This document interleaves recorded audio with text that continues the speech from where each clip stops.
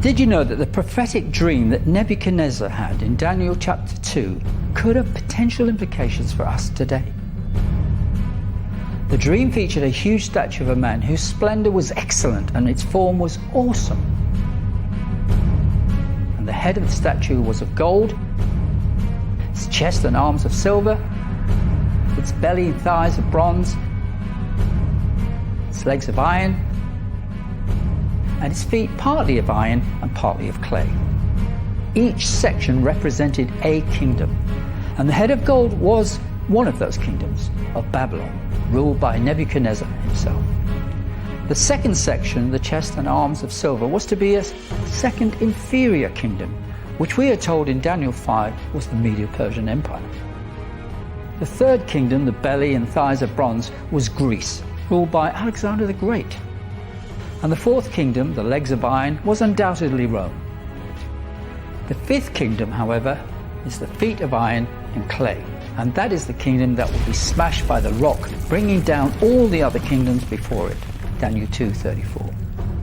Now, while opinions differ on who this last empire is, most Christians believe that this is to be the Antichrist kingdom, the final kingdom, which is spoken of in Revelation chapter 17, verses 12 and 13. Here the Antichrist leads a coalition of 10 nations, which is in verse 14, is defeated by Christ, who then sets up his eternal kingdom, where the kingdoms of the world become the kingdom of our Lord and of his Christ. Revelation 11:15. Jesus said there will be signs to help us identify the time of the end and of his return. We can rely on the prophetic picture of the statue in Daniel to tell us what the nature of this last kingdom will be. Partly strong, with attributes of the Iron Kingdom, of Rome for example, and yet with clear weaknesses that come from a divided kingdom. Does this sound familiar?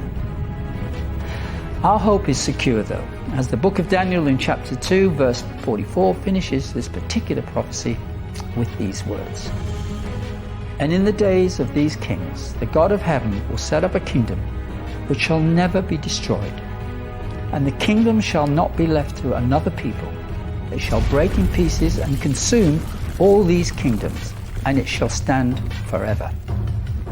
Inasmuch as you saw that the stone was cut out of a mountain without hands, and that it broke in pieces the iron, the bronze, the clay, the silver, and the gold, the great God has made known to the king what will come to pass after this. The dream is certain, and its interpretation is sure. The implications to us in this generation is that we are in that last ruling power, and we need to be aware that Christ's kingdom is soon to come.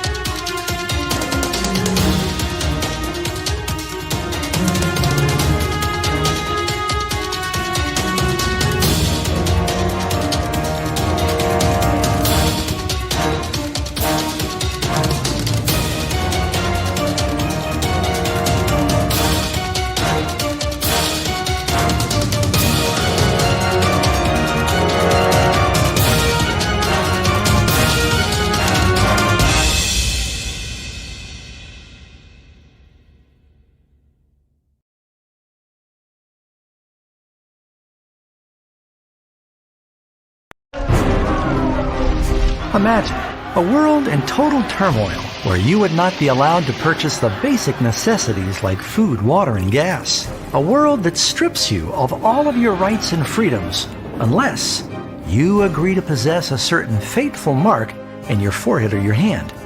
A mark that represents a license or permission to live in the world's final civilization.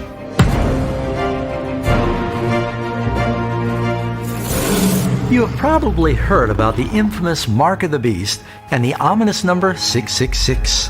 Where did it come from? Why is it so dangerous, and how do you avoid getting it? In fact, how do you know you don't have it now? The Bible says that in the end of time, everybody will be required to receive the mark of the beast. And if you don't receive this mark, at first you won't be able to buy or sell, and ultimately you'll be killed.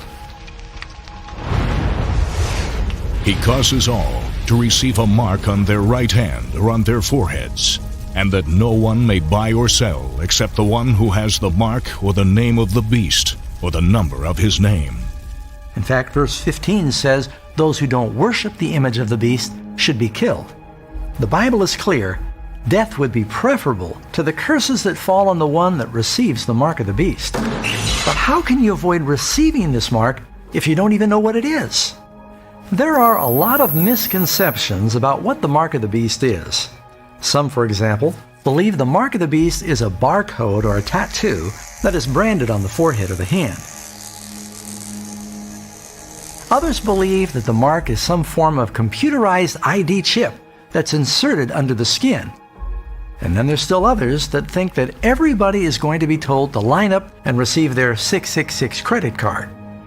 While the number 666 is associated with the name of the beast, the number itself is not the mark. You don't get the mark of the beast by driving a car with 666 on your license plate. And you'll probably not be struck by lightning if you sit in seat number 666 at some arena or sporting event. The truth is that the mark of the beast is not a physical external mark at all. What's even more surprising is that most people don't realize the Bible teaches everybody in the last days will have one of two marks. One group has the seal of God in their foreheads. The other group has the mark of the beast. The seal of God is having the law of God in our hearts. And these words that I command you today shall be in your heart. You shall bind them as a sign on your hand, and they shall be as frontlets between your eyes. It shall be as a sign to you on your hand, and as a memorial between your eyes, that the Lord's law may be in your mouth. So we can see from these examples, in the hand and in the forehead is symbolic of having the law of God in our actions and in our thoughts. That would mean that the mark of the beast in the hand or the forehead is also not a physical external mark, but rather it represents some distinguishing difference in the thoughts and the actions of the lost. Their works are works of iniquity, and the act of violence is in their hands. Their thoughts are thoughts of iniquity. In the hand, in the actions, in the head, in the thoughts. It's a symbol. The Bible says in the end of time, everybody will receive some form of mark. It's not going to be a tattoo or a computer chip or a credit card. That's just what the devil wants people to think. Satan has managed to get just about everybody to focus looking in the wrong direction, while the real mark of the beast is creeping up right behind them. So what does the mark of the beast symbolize? Nobody has it yet, but soon many will. You need to make sure it's not you. There are few subjects that are more misunderstood, and very few subjects that need to be understood more.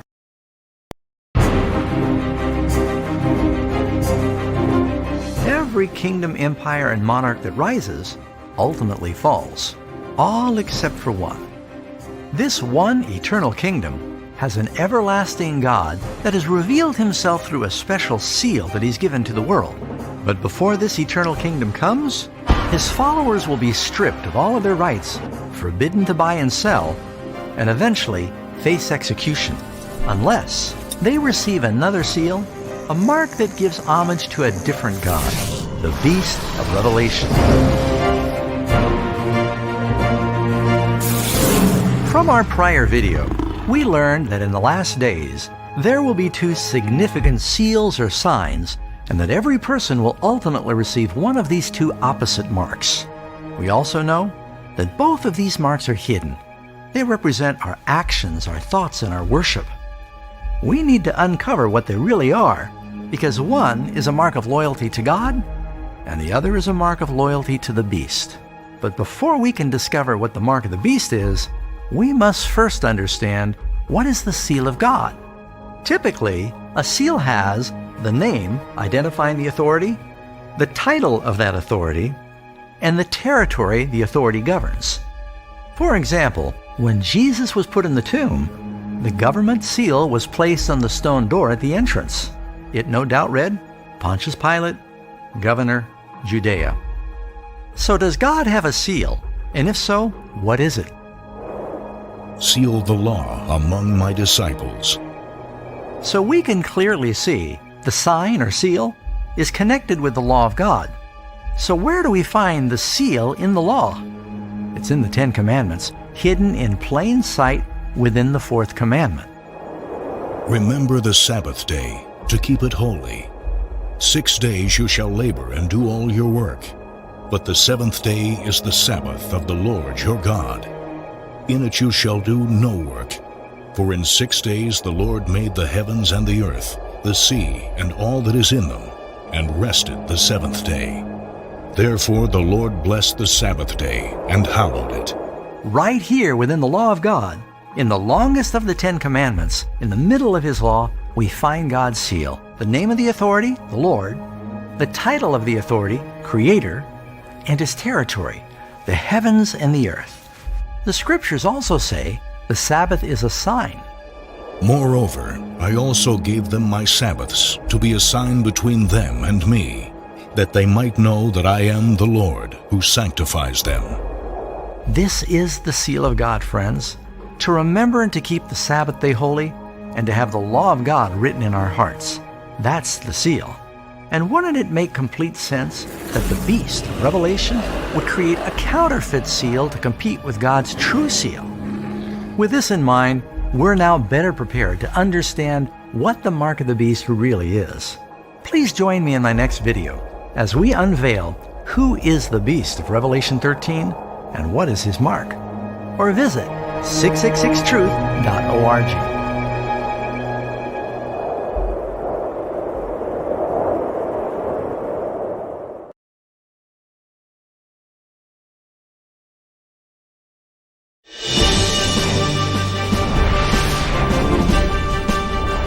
Hello friends, Pastor Doug Batchelor. I want to welcome you to another Amazing Facts News Flash, and this is going to be one for the books. Now, we don't do this because every time the Pope does something, we're supposed to flinch and say the sky is falling. But Jesus told us that if we're to look at the sky and tell when the weather's changing, that we should also be able to look at the panorama of prophecy and see the signs of the times. During the Pope's Wednesday morning, August 12th radio address from the Vatican, he has totally come out of the closet regarding how he feels about Sunday keeping and how it plays in his agenda in the next couple of months. In fact, the Pope said that Sunday keeping is so sacred it is the conduit for every grace of Christ. Keep in mind, this comes on the heels of the Pope's encyclical he delivered in June on saving the planet, where he also said Sunday keeping is a way to preserve the environment. The Pope's comments during the radio address were not very long, so to be fair, we're going to play the whole thing for you here on the screen. Be patient with me if I pause every now and then and interject a few thoughts. We begin now a series of catechesis. A catechesis is a Catholic teaching. It's an official teaching when it comes from the Pope that people understand, whether children or adults, prior to induction or baptism within the church. On 3 facets of family life: celebration, work, and prayer. These are the same 3 facets on family life that the Pope will highlight during his meetings in Philadelphia in September. Celebration is sort of a code word that the Pope is using in this radio address to talk about Sunday. You'll see for yourself as I read on. Let us turn first to celebration, which, as we see from the story of creation, are the invention of God, who on the 7th day rested from his work. All right, no question now he's making an allusion to the 7th day Sabbath. But he's not talking about Saturday. They're talking about the Roman Sunday. It is God himself who teaches us the importance of dedicating time to contemplating and enjoying the fruits of our labors. Actually, friends, there's really nowhere in the Bible we're told the Sabbath is a time for us to contemplate our labors. It's a time for us to contemplate God. Not only in our employment or profession, but through every action by which we, as men and women, cooperate in God's creative work, even in times of difficulty. In the workplace, too, we celebrate a birthday, a marriage, a new baby, a farewell or a welcome. True moments of celebration make us pause from our work because they remind us that we are made in the image and the likeness of God, who is not a slave to work, but the Lord of work. Actually, Jesus says that the Son of Man is also the Lord of the Sabbath in Mark chapter 2, verse 28.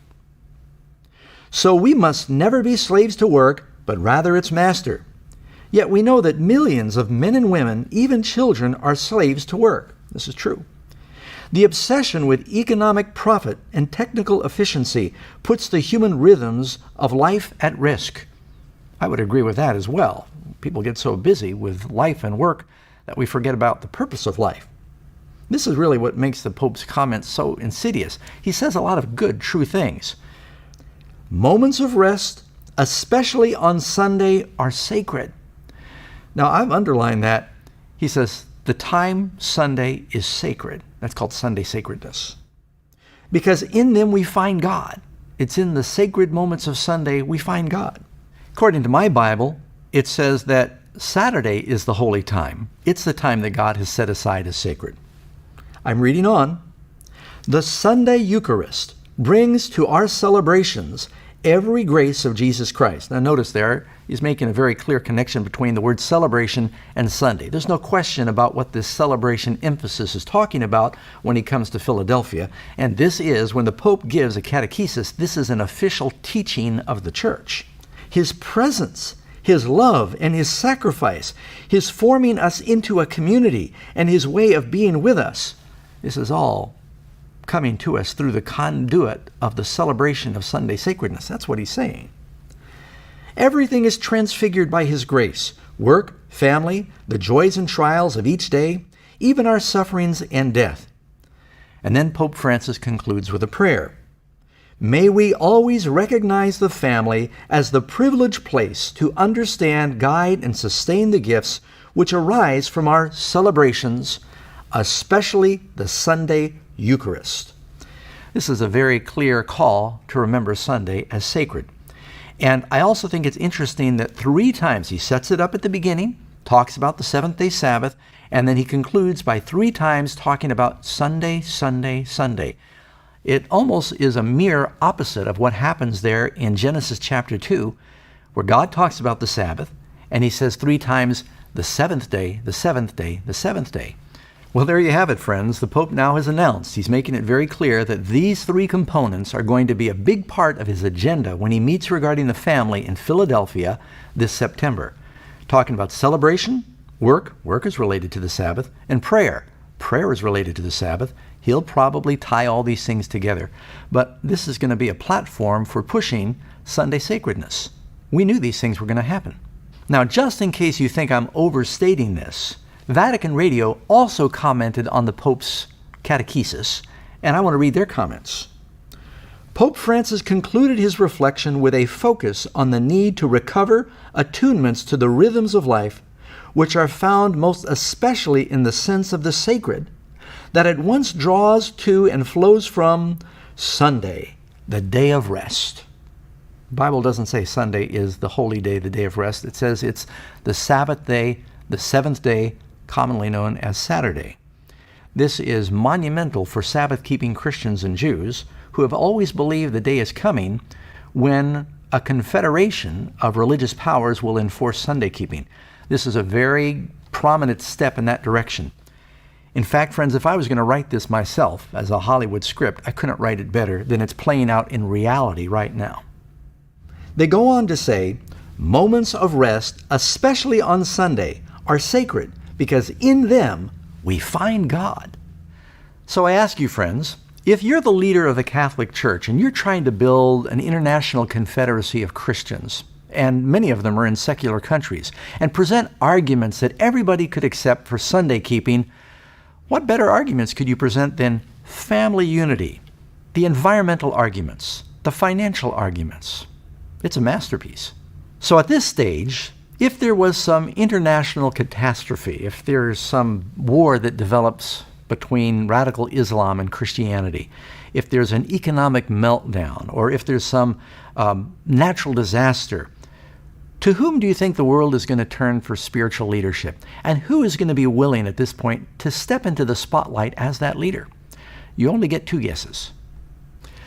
Friends, in conclusion, I'd like to remind you that seeing the final prophecies unfold and even knowing what they mean is not going to save anybody. The devil knows that his time is short. It won't save him. The only thing that is going to save us is a personal relationship with Jesus. And if these prophecies wake us up and it becomes a catalyst for us surrendering our hearts to the Lord, well, that's why we do these videos. With that, we want to make some more information available. And we're going to go out on a limb over and above anything we've ever done before. Amazing Facts spent 2 years developing a prophecy video that lays out in great detail the very things that are happening right now. It's called The Bride, the Beast, and Babylon. It's a product that we sell. But for a limited time, we're going to make that entire video available for free, and it'll be at the link that you're going to see here on your screen. We hope that you'll watch it. It'll be in high definition, and then share it with your friends. We need to get the message out. And then please keep in mind, it costs Amazing Facts quite a bit to produce these materials. We're just giving it out by faith right now. We hope you'll continue to support and to pray for the ministry. And in closing, I'd like to pray for you and with you. Father in heaven, we see that these final events are unfolding. Things that we only dreamed about before are happening before our eyes. Help us to be awakened to the times in which we live, and how important it is for us to lay aside every weight and the sin that does so easily beset us, and to run with diligence that race, looking unto Jesus, the author and finisher of our faith. Bless these people. Help us get ready. We pray this all in Jesus' name. Amen. Now, friends, as time permits and God allows, we hope you'll continue to look to Amazing Facts, and we'll do our best to keep you informed as these important prophetic events unfold. God bless you.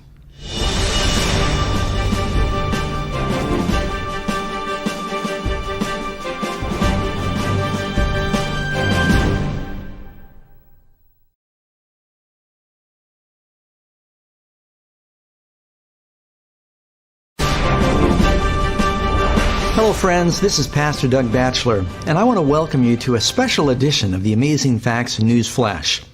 There has been an awful lot happening in this last year dealing with historic prophetic headlines, and we thought it was very important to get this information out to share with you, and we hope that you'll share it with others. You know, as I was reflecting on everything that was happening in the news over the last year, I was making notes.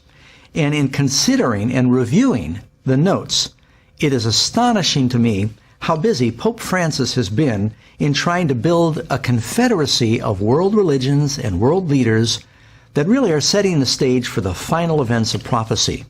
In fact, I don't think it would be an overstatement to say that this year has been one of the most significant years in the history of the Catholic Church in centuries. So our presentation today is dealing with Benchmarks of the Beast, a year of historic headlines. For hundreds of years, Protestants have all agreed that the little horn spoken of in the prophecies of Daniel and the Antichrist spoken of in the book of Revelation is really identified as the papacy. Now, just so you'll know that I'm not the only one that feels this way, take a look at some of the founders of the Protestant Reformation and how they viewed the office of the papacy. For instance, take Martin Luther, the founder of the Lutheran Church and father of the Protestant Reformation. He wrote, "We here are of the conviction that the papacy is the seat of the true and real Antichrist." Can't be any more plain than that. Take, for instance, John Calvin, one of the founders of the Presbyterian Church. He wrote, "I deny him to be the vicar of Christ who, in furiously persecuting the gospel, demonstrates by his conduct that he is Antichrist." Why don't we jump to John Wesley, founder of the Methodist Church? Here's what he said. "He it is that exalts himself above all that is called God, or that is worship, claiming the highest power and the highest honor, claiming the prerogatives which belong to God alone." I could go on talking about these different characters. From Wycliffe to Tyndale, Kramer, John Bunyan, author of Pilgrim's Progress, the translators of the King James Bible, the men who published the Westminster and Baptist Confessions, Sir Isaac Newton, George Whitefield, Jonathan Edwards, Charles Spurgeon, these men, among countless others, all saw the office of the papacy as Antichrist. But how different are the sentiments in the Christian churches today? The evangelical world seems to be boldly embracing the Catholic Church and saying we're all one. They don't understand the very unique differences between Protestant Christianity and Catholicism. They've forgotten their history. You see, this is important to us because it tells us in Revelation 13, verse 15, "And he has power to give life unto the image of the beast, and that the image of the beast should both speak, and cause that as many as would not worship the image of the beast should be killed." The whole world is going to get involved in a united form of worship. There's a polarizing that is happening now.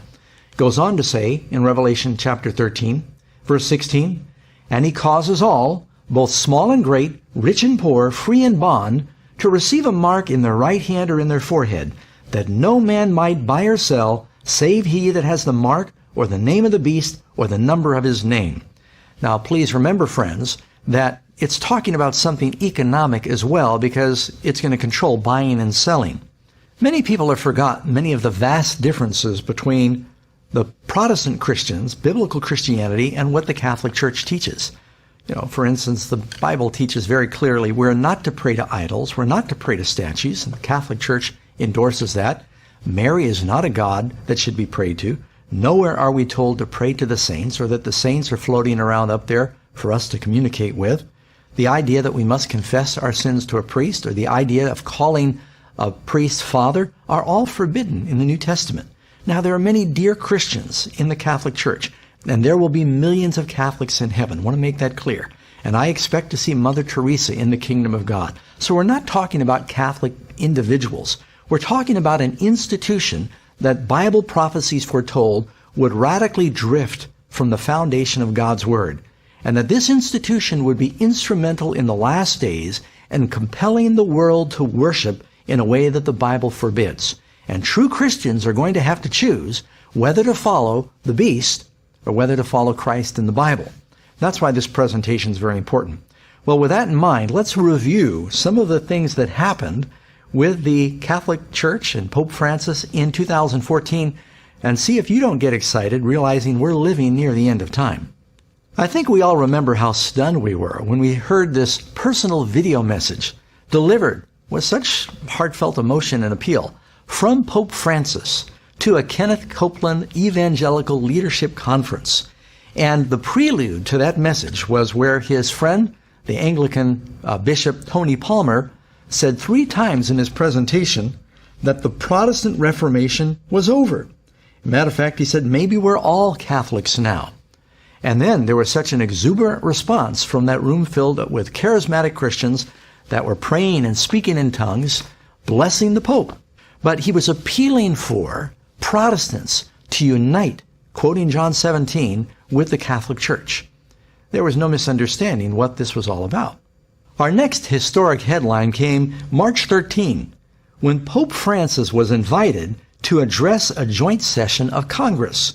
A special letter was written by House Speaker John Boehner, also endorsed by Nancy Pelosi, giving a formal invitation to the Pope to come and address the most powerful political leaders in the most powerful country of the world. It's extremely significant when the Pope receives an official invitation to address the joint sessions of Congress. It's generally accepted that this event is going to be happening sometime in September 2015 when the Pope makes a special trip to Philadelphia.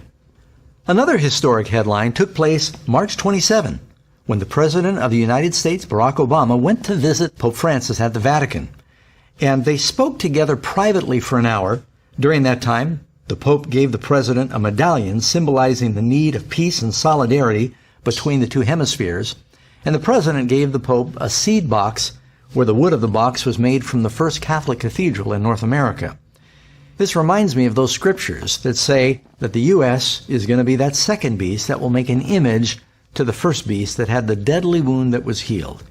The next news flash and historic headline was when the Pope announced that he would be canonizing 2 former popes.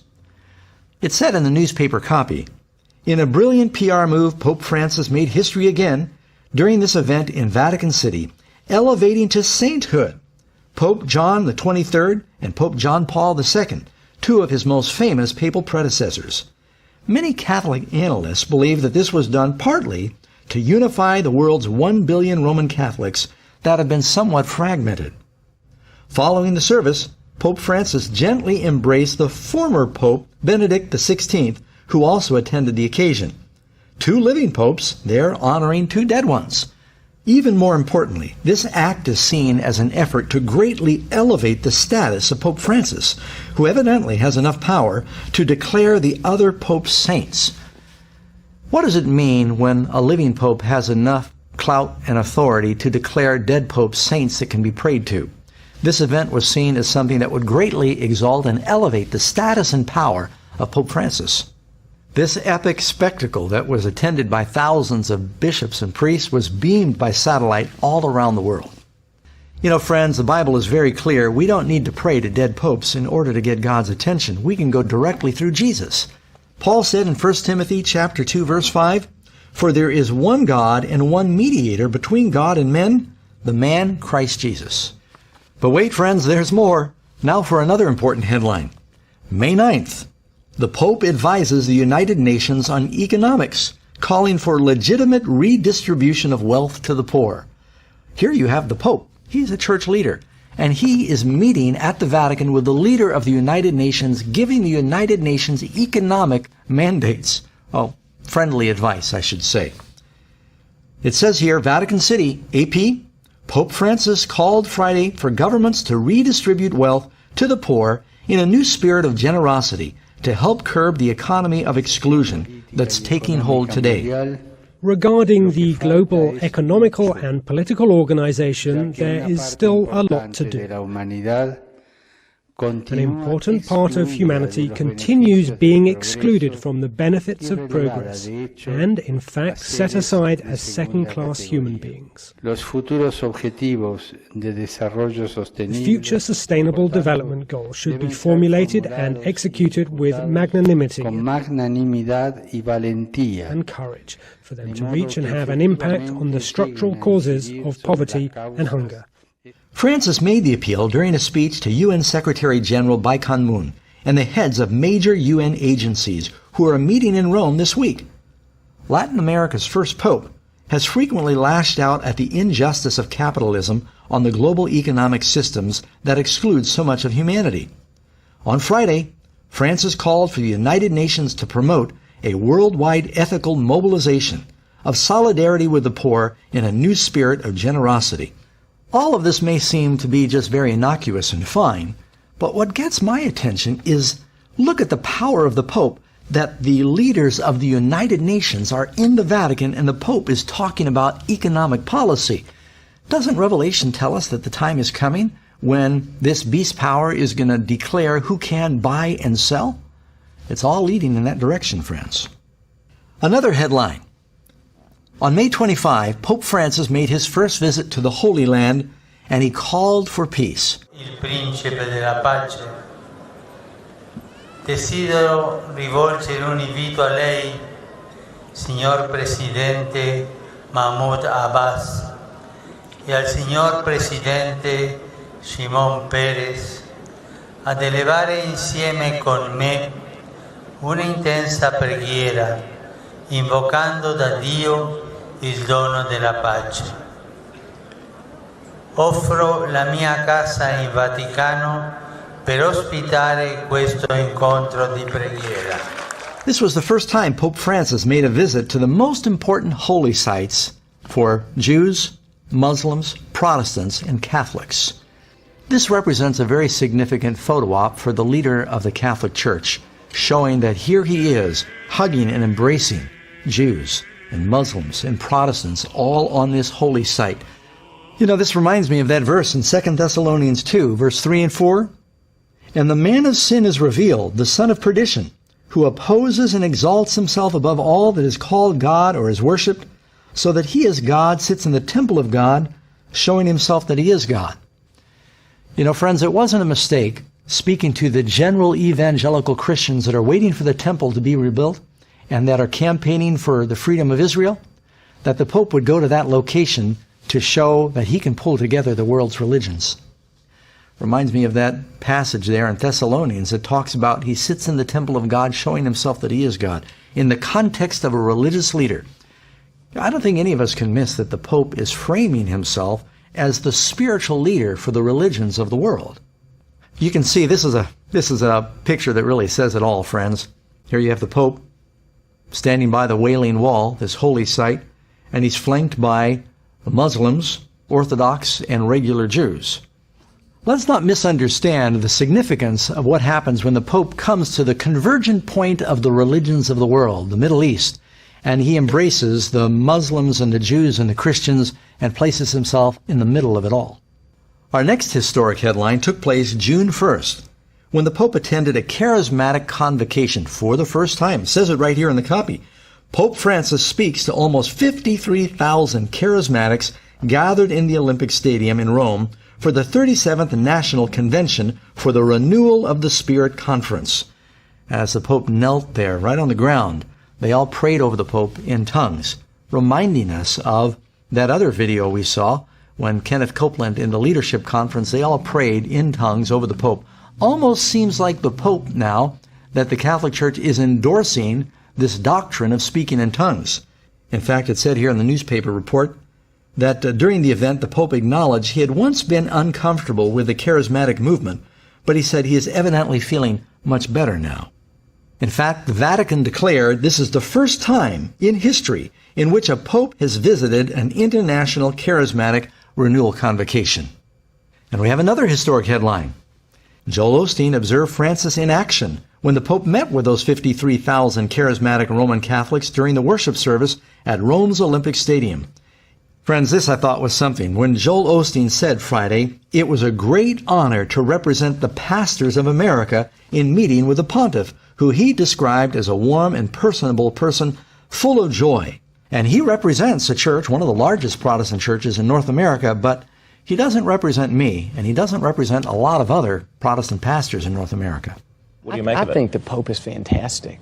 I just think his tone, his humility, I loved when he said the other day, and it's our view too. We're not trying to, make this a little bitty narrow thing. Anybody's welcome. We may not agree, 100% on doctrine and theology, but you know what?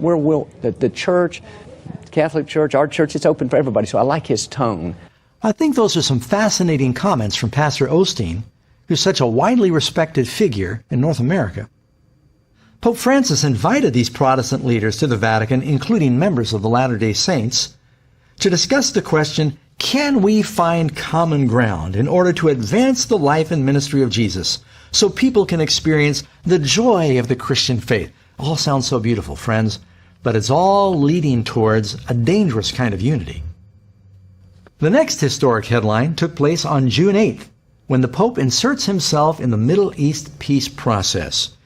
Of course, earlier this year, there was terrible war going on between Palestine and Israel, bombs flying back and forth. And so it was very important that there were peace talks.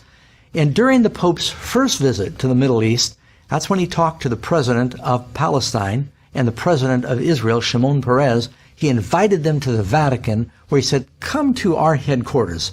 We'll pray for peace there. We'll talk about peace there. Another thing I thought was very interesting is during this meeting in the Vatican, for the first time, the Quran was read and Muslim prayers were offered here in their holiest place. And it's amazing. You'll see later in the presentation how the Pope is being turned to negotiate peace. These peace talks remind me of a passage in the Bible where Paul says in 1 Thessalonians chapter 5, verses 1 through 4, he's talking about the second coming. But concerning the times and the seasons, brethren, you have no need that I should write to you, for you yourselves know perfectly that the day of the Lord will so come as a thief in the night. For when they say peace and safety, then sudden destruction will come upon them as labor pains upon a pregnant woman, and they shall not escape. Our next headline took place July 7th, when it tells us the Pope met with U.S. televangelists. You can read from the actual article where it says, two prominent Texas-based ministries with Tony Palmer led a delegation of evangelical Christian leaders to Rome to meet privately with Pope Francis. James and Betty Robeson, co-hosts of Life Today television program, and Kenneth Copeland, host of Believer's Voice of Victory, met the Roman Pontiff at the Vatican on Thursday. The meeting lasted almost 3 hours and included a private luncheon where they proposed, listen to this friends, signing on the 500th anniversary of Martin Luther's 95 Thesis in 2017 a joint declaration of faith and unity for mission. Wow! Here you've got leaders of the Protestant Church going to the Vatican, meeting with the Pope in a private 3-hour meeting and saying, we need to sign a declaration of unity in mission on the anniversary of Martin Luther's protest, no less. I read in one article that the combined viewers of these televangelists that came to the Vatican, they represent 800 million people. Our next headline took place July 22nd. A lot happened in July. The Pope picks a council to promote global Christian unity. There you have it, friends. That's a slam dunk headline. If you're wondering what the intentions of the Pope are, he wants this Christian unity. He wants to have all the religions of the world, as well as the Christians of the world, to unite and recognize the Pope as the central figure, the leader. And he's achieving his goal. This was a very significant event that escaped most headlines when Pope Francis named an international list of 8 individuals to serve on an elite council to promote Christian unity worldwide. The search for full Christian unity remains a priority for the Catholic Church, and it is one of the Pope's principal daily concerns.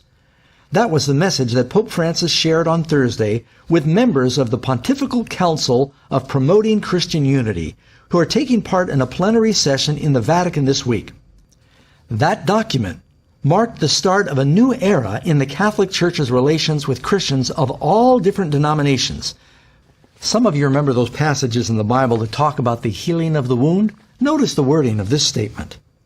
Earlier hostility and indifference that caused such deep wounds between Christians, the Pope said, has given way to a process of healing that allows us to welcome others as brothers and sisters united in our common baptism. Another headline I thought should include, perhaps not historic, but significant nonetheless, August 22nd. The Pope approves the use of military force. Here's how that was reported. During a news conference aboard a plane on his way home from Seoul, Korea, on Monday, Francis was asked explicitly, do you approve of the Americans' bombing? Talking about the bombing of ISIS. Pope Francis responded, che è lecito fermare l'aggressore ingiusto. Now, this was not really a new position for the Pope. The Vatican, of course, has launched many crusades and endorsed a lot of military action throughout history. But I thought it was important to understand, where does Pope Francis stand on these issues? Our next historic headline, September 4, Pope asked to head United Religions Organization. Former Israeli President Shimon Peres elevated the Catholic leader as a central figure for world peace. Traditionally, Jewish leaders have felt the papacy has been compliant with anti-Semitic movements. Shimon Peres called the Pope a more powerful peace advocate than the United Nations. Then, as if that wasn't enough, it tells us that U.S. Deputy Assistant Secretary of State, Jerry White, he called for a global covenant of religions with the Pope as the head. So what would a global covenant or agreement look like to renounce violence in the name of religion, in the name of God? What type of parchment is needed for such a thing? What type of gathering to take the fullness of Sant'Egidio's work as well and go even higher with the invitations of the Vatican and Pope Francis? Everybody's turning to the Pope. You know, one other thing that happened is Fox commentator Judge Jeanine, she said the Pope is the one that ought to lead out in solving the problem of the war in the Middle East. Tonight, Christians in the Middle East marked for death because of their faith, and no one is fighting for them. As Christians are slaughtered, churches torched, and families forced from their homeland, the mass murder of Christians is underway. So who should be defending Christians? Who? The leader of the Catholic Church, the Pope, the man who shepherds the faithful. That's pretty significant coming from Judge Jeanine, who is a very popular commentator on Fox News. Next historic headline we go to October 27. Pope declares faith in the Big Bang and evolution. Well, this really isn't a historic headline because the Catholic Church has said for a long time that they believed in evolution and in the potential of the Big Bang theory. But it tells us where Pope Francis stands. What you find in the article, it says the Big Bang, which scientists believe led to the formation of the universe some 13.8 billion years ago, was all part of God's plan. The Pope said the scientific account of the beginning of the universe and the development of life through evolution are compatible with the Catholic Church's vision of creation. Of course, friends, if evolution is true, then you can't take the Genesis account of creation as being literally true. But Jesus said they are. You see, Christ said, if you don't believe Moses, you don't believe me. Now we have another historic headline. The following month, November 18, Pastor Rick Warren meets with the Pope at the Vatican, and he's invited to speak at the Vatican. Rick Warren, leading American Protestant minister, after meeting with Pope Francis, said, "Up close you can feel the humanity and the compassion that others see from afar." Warren went on to say, as long as Catholics and Protestants love Jesus, we're all on the same team. Well, friends, I tell you, that kind of troubles me because I think there are deep, vast differences between what Protestants believe and what Catholics believe. And all of this love language is really, it's being used to build a false unity that's going to work against us in the last days. Participants at the conference, that included Southern Baptists as well as Muslims, Jewish, and Latter-day Saint representatives, considered topics such as traditional marriage, cohabitation, and same-sex marriage. You can see the unity is all being based upon things that are very important to these various religions, but that unity is going to end up backfiring. I think everybody recognizes that Rick Warren, who is probably one of the most influential American authors and pastors, for him to go and represent evangelicals of North America speaks volumes. Why did you want to be part of this Vatican meeting, this international colloquy on marriage? Why did you consider it important that you be there and offer a message? Well, when the Pope invites you, you go. Rick Warren goes on to say, as long as Catholics and Protestants love Jesus, we're really all just on the same team. On to the next historic headline. Newsflash, November 30. Pope calls for all Christians to unite. Well, he's not beating around the bush. He's inviting Christians everywhere to unite. And listen to this. Speaking from Istanbul, Turkey, Pope Francis, joined by Patriarch Bartholomew, the spiritual leader of 250 million Orthodox Christians, he's encouraging all the faithful to join them in praying that all may be one, that the world may believe. The two leaders also signed a document declaring the same. In addition, the Pope and the Patriarch also called on the world to foster solidarity and greater dialogue with Islam that is based on friendship and respect. Have you ever wondered how the Islamic religion was going to fit into the final scenario of the book of Revelation? Well, they're all pushing for a love one another unity here. Again, you find the language healing the wound. Notice, Bartholomew I says in a meeting with Pope Francis, with help the move of the two churches closer to ending their nearly 1,000-year divide. Francis was urging participants to speak out boldly and listen humbly, but also healing the wounds of Christian division. That comes from the Boston Globe. Do you remember that verse, friends? Revelation 13:12. And he exercises all the authority of the first beast in his presence and causes the earth and those who dwell in it to worship the first beast whose deadly wound was healed. There's really no way to misunderstand the Pope's message when he's inviting all of the separated Protestant brethren to come home and unite. Our next historic headline, December 2, Pope joins world leaders to condemn slavery. That's a cause I think we would all support. But just notice that he calls together the religious leaders of the world, and they come to Rome. It says, for the first time in history, major Catholic, Anglican, and Orthodox Christian authorities, along with leaders of the Buddhist, Hindu, Jewish, and Muslim religions, that covers about everybody, met to sign a shared commitment against modern slavery, which is considered a crime against humanity. I agree with the cause of what brought them together, but I think people are missing the very subtle message that is being sent that these religious leaders all continue to come to Rome to have an impact, recognizing the Pope as the supreme religious leader of even the other world religions. Okay, friends, moving on to our next historic headline, December 11. Pope Francis takes the world by storm.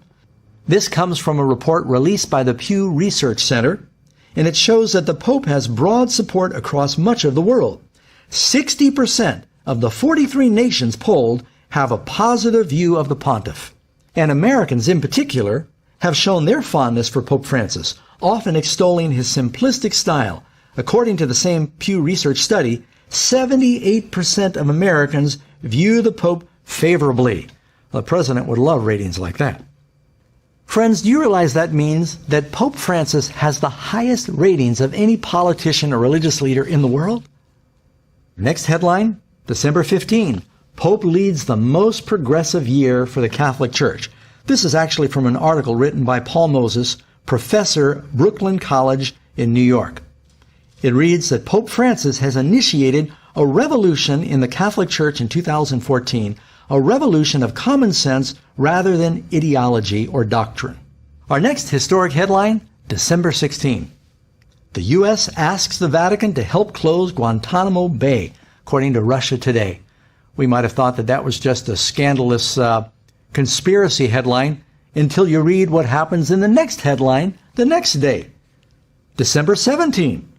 The Pope mediates peace between the U.S. and Cuba in secret talks. And who says he doesn't have political clout? This comes from the New York Times, friends. In a deal negotiated during 18 months of secret talks, hosted largely by Canada and encouraged by Pope Francis, who hosted the final meeting at the Vatican, Mr. Obama and President Raul Castro of Cuba agreed in a telephone call to put aside decades of hostility and find a new relationship between the United States and the island nation just 90 miles off the coast. In spite of 50 years of communism, friends, the Catholic Church is still the largest church in Cuba, so this was not an accident. Why does this remind me of Revelation chapter 17, where it says, "Come, I'll show you the judgment of the great harlot who sits on many waters, with whom the kings of the earth have committed fornication." It tells us this woman is involved in the negotiations and the intrigue of political powers. That's exactly what the Catholic Church is doing. That's why the Vatican has ambassadors coming from around the world. Going on to our next headline, December 18, under Francis, a bolder vision of Vatican diplomacy emerges. Again, New York Times. Perhaps the timing was purely coincidental, but a day after he was credited with helping to broker the historic diplomacy breakthrough between Cuba and the United States, Pope Francis began his Thursday morning by greeting a new crop of envoys to the Vatican and offering some advice. Quote, "The work of ambassador lies in small steps, small things, but they always end in making peace, bringing closer to the hearts of the people, sowing brotherhood among the people." He said, "This is your job, with little things, with tiny things." The writer goes on to say, what has changed with Francis, or what has been restored, is a vision of diplomatic boldness, a willingness to take risks, and to insert the Vatican into diplomatic disputes, especially where it can act as an independent broker. Right there, they admit that the Vatican is an international broker in diplomacy between nations. Just as John Paul, the first Polish pope, had a unique credibility and a voice against communism, so too does Francis, the first Latin American pope, now benefit from a unique credibility in the Western Hemisphere, the developing world. Friends, we've just been considering a few things that are seen in the headlines. God only knows what's really happening behind the curtain right now. But we can observe that there have been very significant, bold movements forward for this Antichrist power that ought to excite Christians. Now, I don't say these things to cause unnecessary sensation. I just really believe that prophecy's true. And I think Christians ought to be excited. That means Jesus is coming soon. This also ought to be a mobilizing influence for the church so that we can do everything we can to get the message out. We're not going to have forever. So friends, when we consider all these historic headlines, I need to just ask you, what do you think would happen right now if there's a financial international meltdown? Or if some rogue nation detonates a nuclear weapon? or if there's some catastrophic natural disaster, after looking at these headlines, where do you think the people and leaders of the world are going to turn for help? Is there any question that they're going to be turning to the Vatican? They're going to be turning to Pope Francis? Now, I don't know whether this Pope is the one that is going to implement all of the final events, but I don't think anyone can deny that this first Jesuit Pope is doing more than anyone before him to set the stage for the final events. And we ought to be praying and getting ready. Friends, I should also mention at this point that Amazing Facts has a special DVD called Revelation, The Bride, the Beast, and Babylon. It explains a lot of these things that we're talking about. You need to be able to share that with other people, help them understand who is the Antichrist power that Protestants recognize in the last days. And if there's anything you could do to help us get these DVDs out, friends, we would deeply appreciate it. We really need your help right now. We're developing a new study lesson that goes along with our Revelation DVD, and we're trying to create a version that'll make it easy to mass mail this product all over communities and get it around the world, to translate it into other languages. Time is running out. People need to know the truth. God bless you. Let's all pray together. We can be ready for that day when Jesus comes very soon.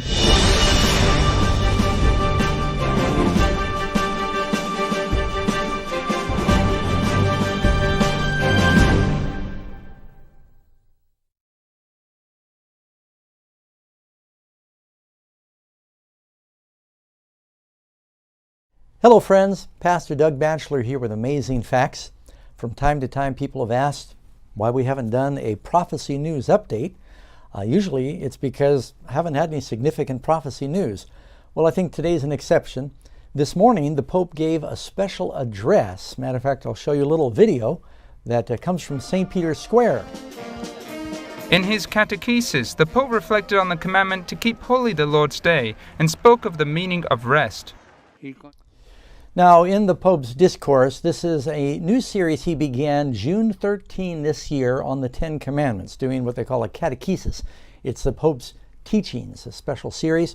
And in this one, he in particular is focusing on the importance of Sunday, which you can see they call the Lord's Day.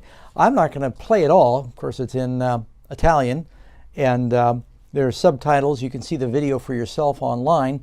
But here's the headline, and this is from the Catholic News Agency and Eternal Word television network.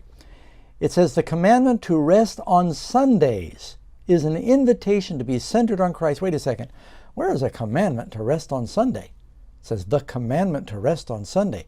I don't see a commandment anywhere in the Bible to rest on Sunday. I know a famous evangelist that used to offer his audience $1,000 if they could produce one verse in the Bible that says we are commanded to rest on Sunday as the Sabbath. I'd extend that offer. If you know of one, please send it to us. Anyway, the Pope says the commandment to rest on Sunday is an invitation to be centered on Christ and to give praise and thanksgiving for the gift of life. He goes on, the next passage. For us, Christians, the center of the Lord's Day, Sunday, is the Eucharist, which means thanksgiving. It's the day to say thank you to God. Thank you, Lord. And he goes on, well, where in the Bible is Sunday called the Lord's Day? I'll tell you where they get that. If you look in Revelation chapter 1, it says, I was in the Spirit on the Lord's Day. That's verse 10. People say, oh, there you have the Lord's Day, Sunday. But where in the text does it say that it's the first day of the week or that it's Sunday? Indeed, the Bible actually says the Lord's Day is the seventh day. Here's just a few examples. Isaiah chapter 58:13 calls the Sabbath my holy day. In Exodus chapter 20, in the Ten Commandments, it says the Sabbath of the Lord. The Lord's Day is the Sabbath day. Jesus said the Son of Man is Lord also of the Sabbath day. But the prophecies said that the Antichrist power, and you can read about this in Daniel chapter 7, verse 25, would think to change times and laws. I'll read on here. Continuing his general audience catechesis on the Ten Commandments, Francis spoke out about Sunday as the day of rest. Now, when the Catholic Church talks about the Ten Commandments, and I don't mean to be disrespectful, but I believe they are a fulfillment of the power that would think to change times and laws. There's only one commandment that is both a time and a law. That's the Sabbath commandment. But they did more in changing the law. If you look in the Catholic version of the Ten Commandments, and you can see these out in front of some Catholic churches, you'll notice that they eliminate the second commandment about idolatry. They move up the fourth commandment, make it the third commandment, and then you'll say, well, but how do they end up with 10 when they've deleted a commandment? They take the 10th commandment, when it says, thou shalt not covet, and they say, don't covet your neighbor's wife, that's one, and then don't covet your neighbor's goods, and they separate the 10th commandment that way. The Jews, nobody else dissected the 10 commandments that way. They changed times and laws. Il concetto di vita oggi dominante non ha il baricentro nell'attività e nell'impegno, ma nell'evasione. Guadagnare per divertirsi, appagarsi. I'll read on.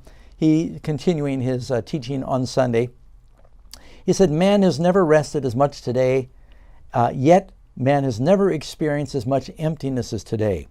What then is the rest according to this commandment? Again, he's talking about Sunday. He asked, it is the moment of contemplation. It is a moment of praise and not of evasion. And he gets a little bit New Agey in his explaining and how we're supposed to keep Sunday. Jumping down, this is how Catholics should aim to spend Sunday, he said, not erasing the previous 6 days with distractions, speaking of Sunday being the seventh day, but the Bible doesn't say Sunday's the seventh day, and reflecting on the past week, thanking God for its blessings and its challenges. He quoted the words of Genesis at the end of the creation, when God saw what he had done, and behold, it was very good. Now you find that at the end of Genesis chapter 1, when God made everything on 6 days, he said everything was very good. Then you go into Genesis chapter 2, it says, thus the heavens and the earth were finished, and all the host of them, and on the seventh day God rested, and he blessed the seventh day, and he made the seventh day holy. 3 times it tells us there at the very beginning, 777. The seventh day is the day that God blessed. Whereas the beast power is identified by a number 666. That's just a curiosity I thought you might find interesting. Well, friends, in spite of what's happening right now, where the Catholic Church is in the news in connection with allegations about sexual abuse, and some are calling for the Pope's resignation because they say he was involved in covering these things up, I'd advise you not to hold your breath and wait for the Pope to resign. I don't think that's going to happen. He is not holding back on his agenda. Sabbath-keeping Protestants for many years have said that there's going to be a showdown in the last days regarding the commandments. Don't forget, the Bible tells us that in the book of Daniel, chapter 3, the people of God had to make a decision. Do we obey the law of Babylon or the law of God? They decided not to pray to Nebuchadnezzar's image, and they went to the fiery furnace. That was the second commandment about idolatry. You go to Daniel chapter 6. Daniel had to make a decision. Do I obey the law of Medo-Persia, or do I obey the first commandment? Do not have other gods before me. Daniel would not pray to King Darius. He went to the lion's den. Shadrach, Meshach, Abednego were delivered from the fiery furnace. Daniel was delivered from the lion's den. In the last days, those who do not worship the beast in his image, they're going to be persecuted. They cannot buy or sell, will ultimately go, they'll be under a death decree, I should say. And God's people in the last days need to have the same reverence and understanding for the importance of the 10 Commandments. Yet most Protestants are forgetting that God means what he says. They're not the 10 recommendations. So, prophecy's marching on. We see another example of it today. The Pope has not changed his agenda. The beast has not changed her colors. We have a special offer. We want you to understand this subject. And anybody watching this YouTube video, if you would like to know more about it, there's a classic book by Joe Cruz called The Beast, the Dragon, and the Woman. And you click on the link that you'll see on your screen. You can download this for free. We hope you'll read it. Send the link to other people. Let me just share with you what some of the contents are you find in here. The beast and his background, the dragon and the woman, the number and the mark of the beast, and the United States in prophecy. I can't think of a book that'd be more relevant now. Download the book. I hope that you'll like this and refer people to our video page and pass it on.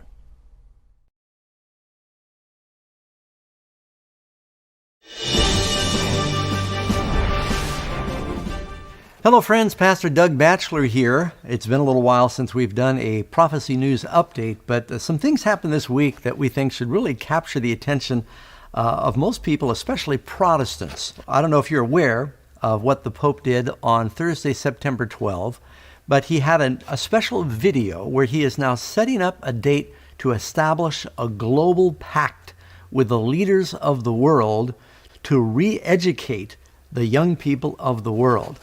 This was also presented by the Vatican in written form, as well as the Pope himself reading it on a video.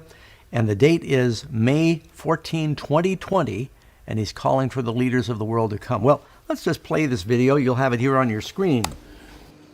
Carissimi, nell'enciclica Laudato Si.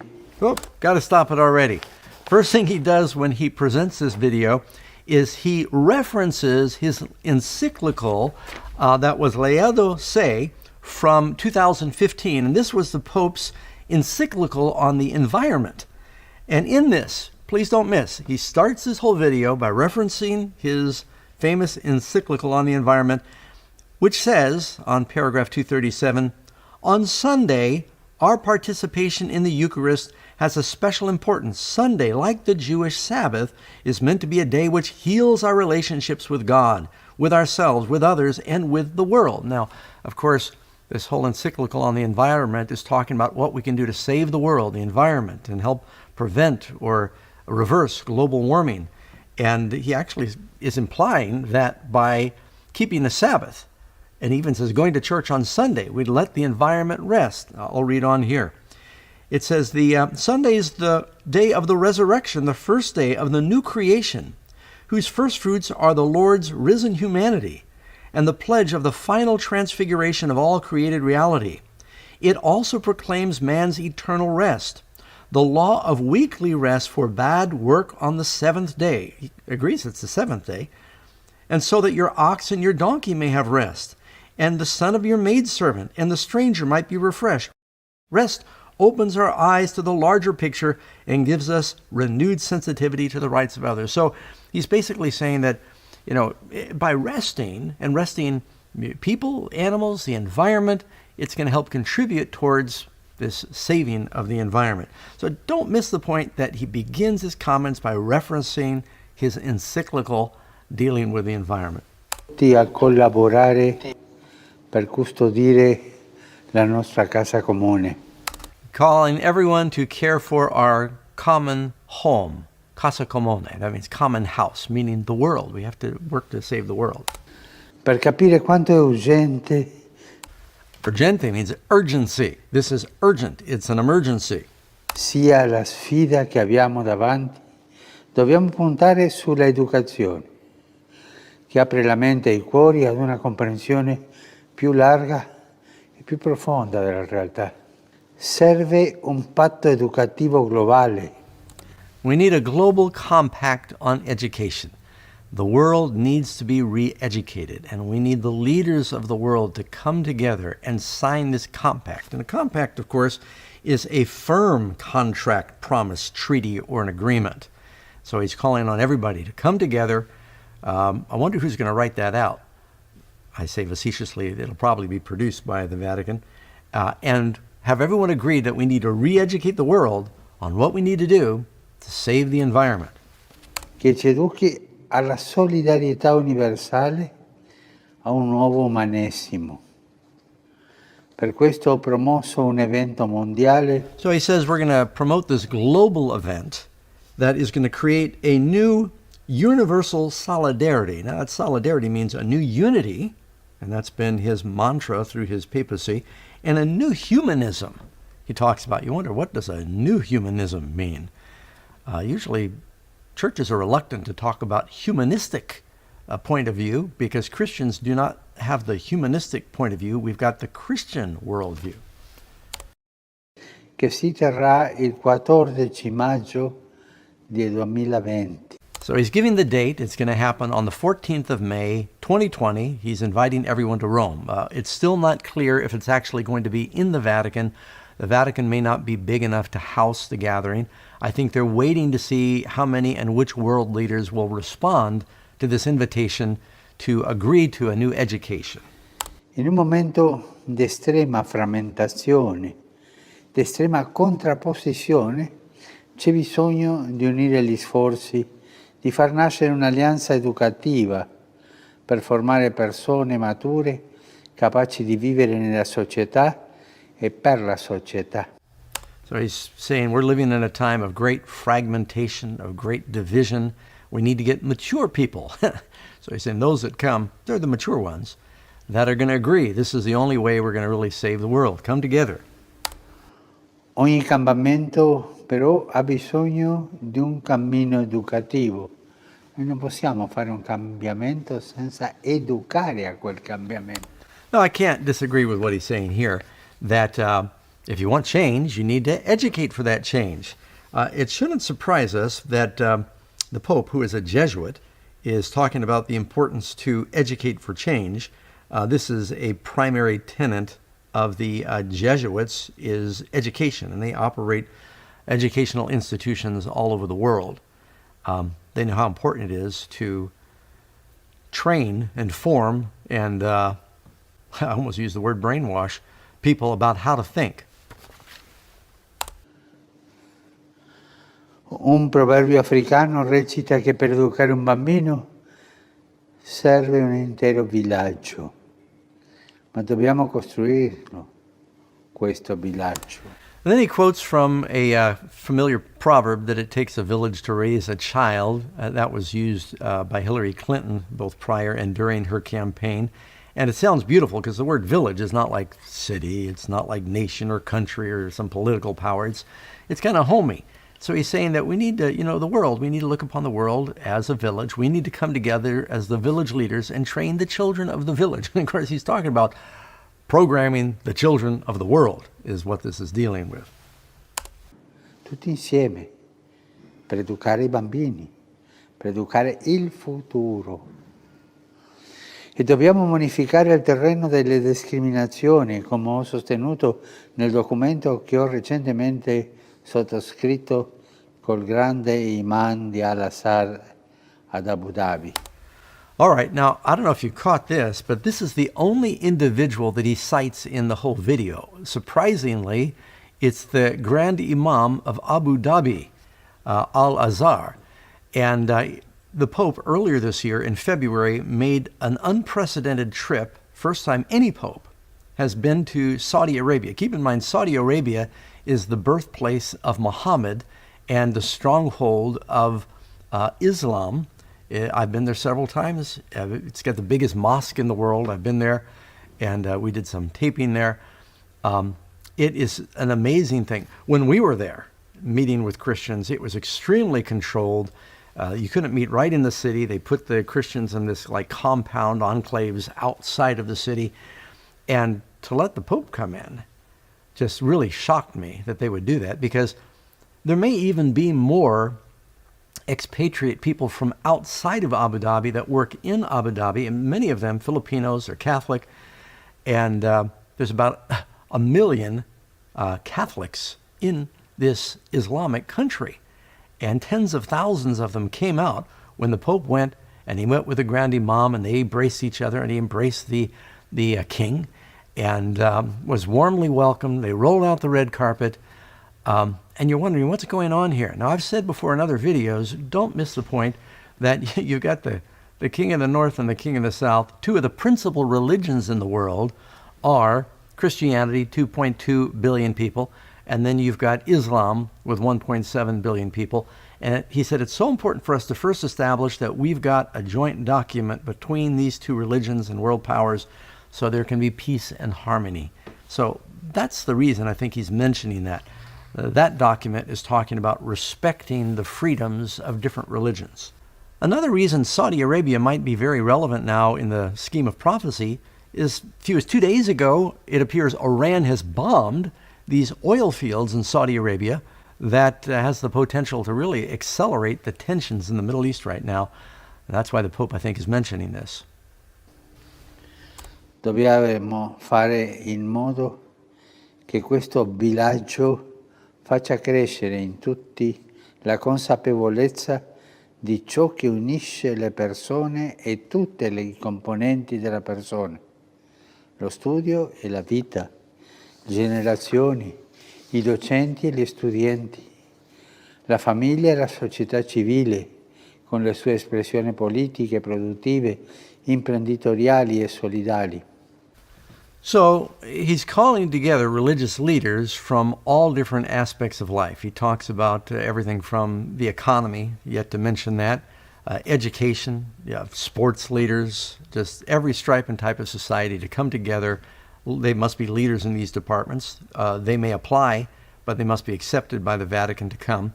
And so he's pulling together what's going to be the who's who of the world leaders to say, we need to have this compact, this global pact, to re-educate the youth of the world. And they're expecting to change a generation's thinking.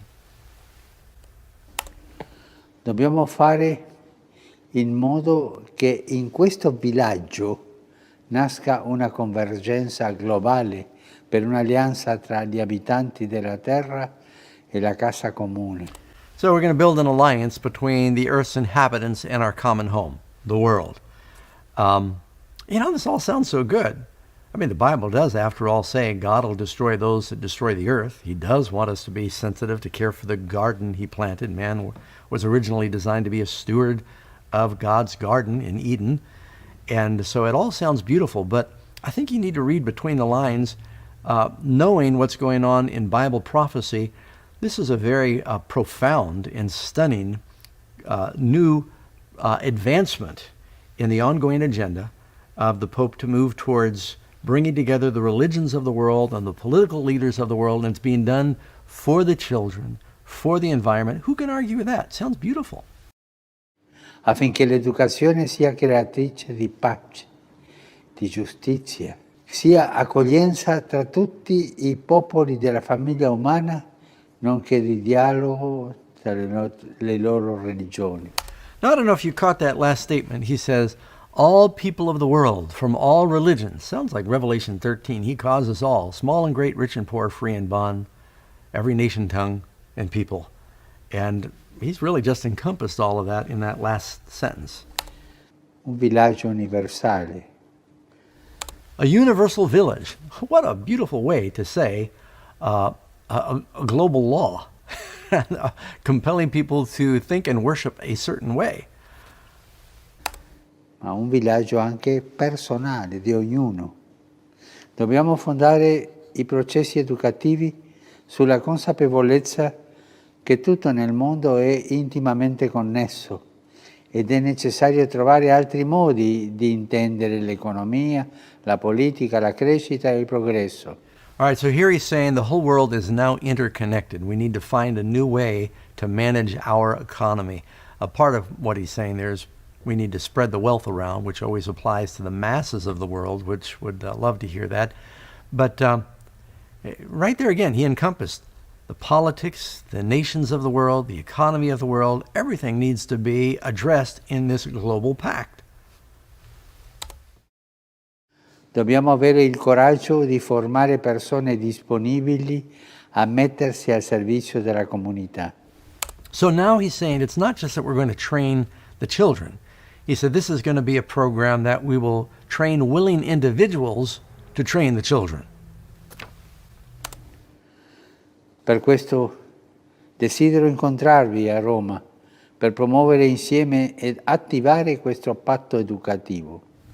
So how could you reject an invitation from the Pope? He's inviting the leaders to come. He says, I want to meet you in Rome so that we can promote this educational alliance, a global educational alliance of the world. Insieme a voi faccio appello a tutte le personalità pubbliche. Now he's saying, not only am I sending a personal invitation to the public leaders of the world, I want you to join me in urging them to participate in this. So he's actually going right to the grassroots people and saying, you tell your world leaders, the political leaders, the business leaders, the economic leaders, he even says sports personalities, anyone that has influence, they're to be encouraged by the people to come to this meeting where they will sign a global pact. Makes you wonder. I mean, maybe it's harmless, but it makes believe it or not, the hair stand up on my neck. Che a livello mondiale sono già impegnate nel delicato settore dell'educazione delle nuove generazioni. Ho fiducia che non si tireranno indietro.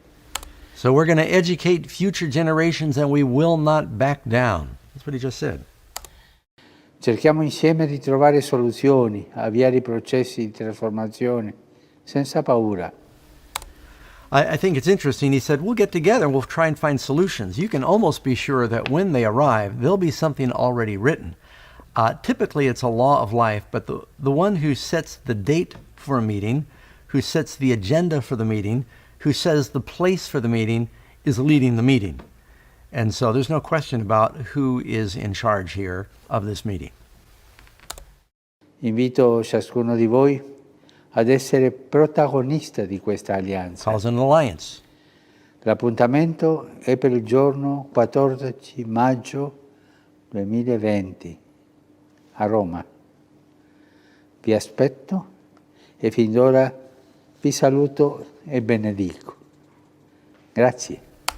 Thank you. He gives out his blessing. He says, I'm looking forward. I expect to see you there.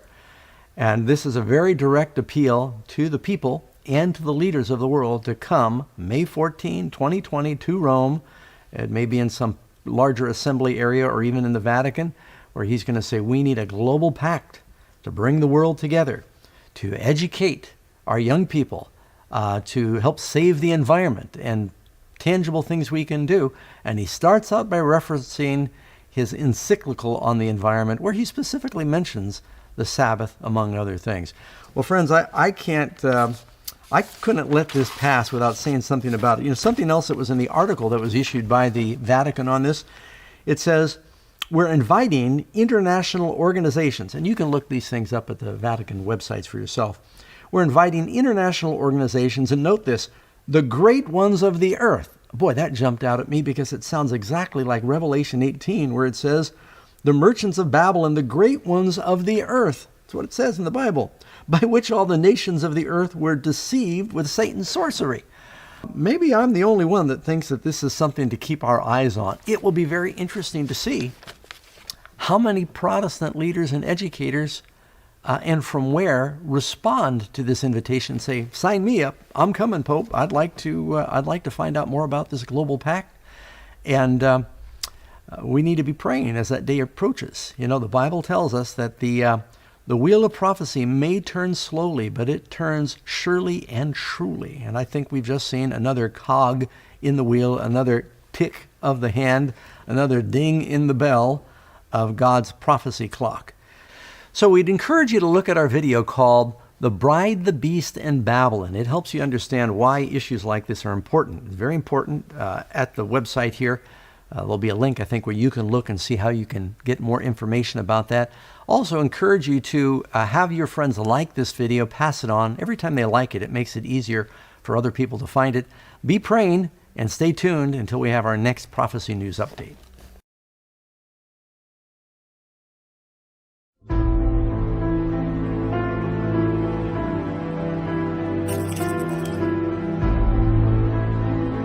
In Indonesia tonight, threats of another eruption and tsunami after a wave of destruction this weekend killed hundreds. 2018, a year of seemingly back-to-back global natural disasters. Just named the fourth costliest year ever when calculating insured losses. In overall economic loss, $155 billion. From the record-setting wildfires in California, more than 22,000 homes destroyed, 100 people killed, to Hawaii's volcano, $1 billion in damage, to the strongest hurricane in 26 years. I'm Kerry Sanders. Hurricane Michael, 155-mile-per-hour winds making landfall in Mexico Beach. Now the new climate change report just released. 13 federal agencies ramping up urgent warnings of a severe threat to America's health and economy. And I have been enormously impressed by Pope Francis. We have got to ingrain moral principles into our economy. And there is no area where that is clearer than in the area of climate change. This year's deadly wildfires and monster storms. Terrifying signs of things to come. According to tonight's dire new assessment from 13 federal agencies, government scientists warning the impacts of climate change are intensifying. Climate-related threats to Americans' physical, social, and economic well-being are rising. from coast to coast. I'm not denying climate change, but it could very well go back. But the administration's own scientists now say significant immediate action is required to avoid substantial damages to the U.S. economy, environment, and human health. Among their alarming predictions: for the Southeast, stronger hurricanes and more frequent flooding. For the Midwest, an agricultural catastrophe, extreme heat destroying crops. 10% of the country's gross domestic product gone by the end of the century. Hundreds of billions of dollars lost. And in the West, fire dangers exploding. We're in extreme climate change right now. We're doing all that we can to prevent incidents and mitigate incidents and save lives. And even though Donald Trump announced that he was going to pull out of the Paris Agreement, the very next day the entire rest of the world doubled down on their commitment, and here governors and mayors and businesses. People like Mayor Bloomberg, former Mayor Bloomberg. Mayor Bloomberg did a great job. Something at the local level. And Governor Cuomo here in New York. And it now looks as if the U.S. has an excellent chance to meet our commitments under the Paris Agreement, regardless of President Trump.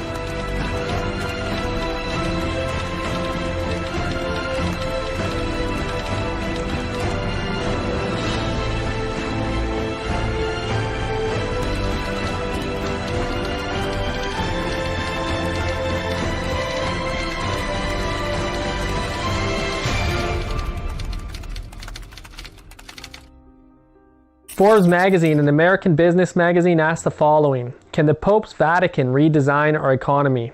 What a question. Can the Pope's Vatican redesign the American economy?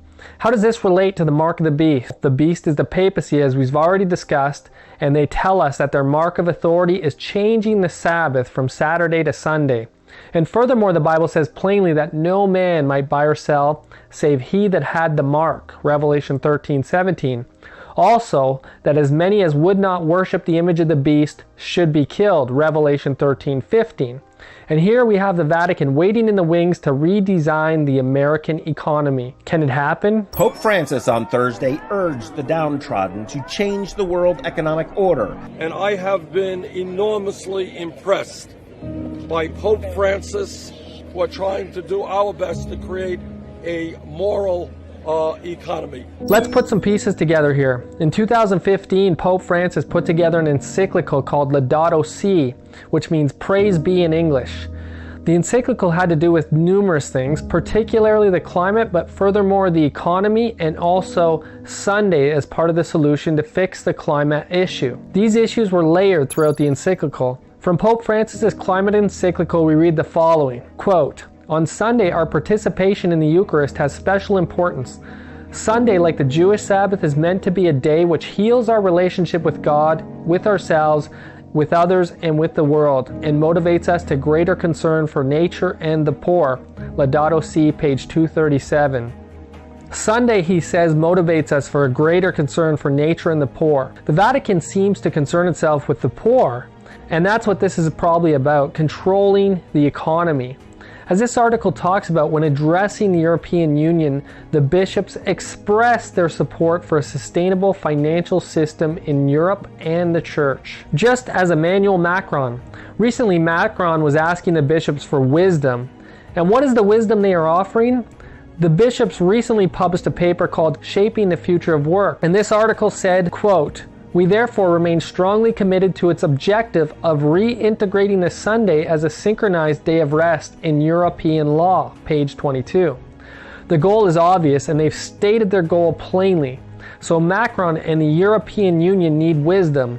It further states on the same page, quote, "Reinstating Sunday as a weekly day of rest in a revised European Working Time Directive will therefore prove that the EU is more than just a union of economic interest," page 22. And there's that word economy again.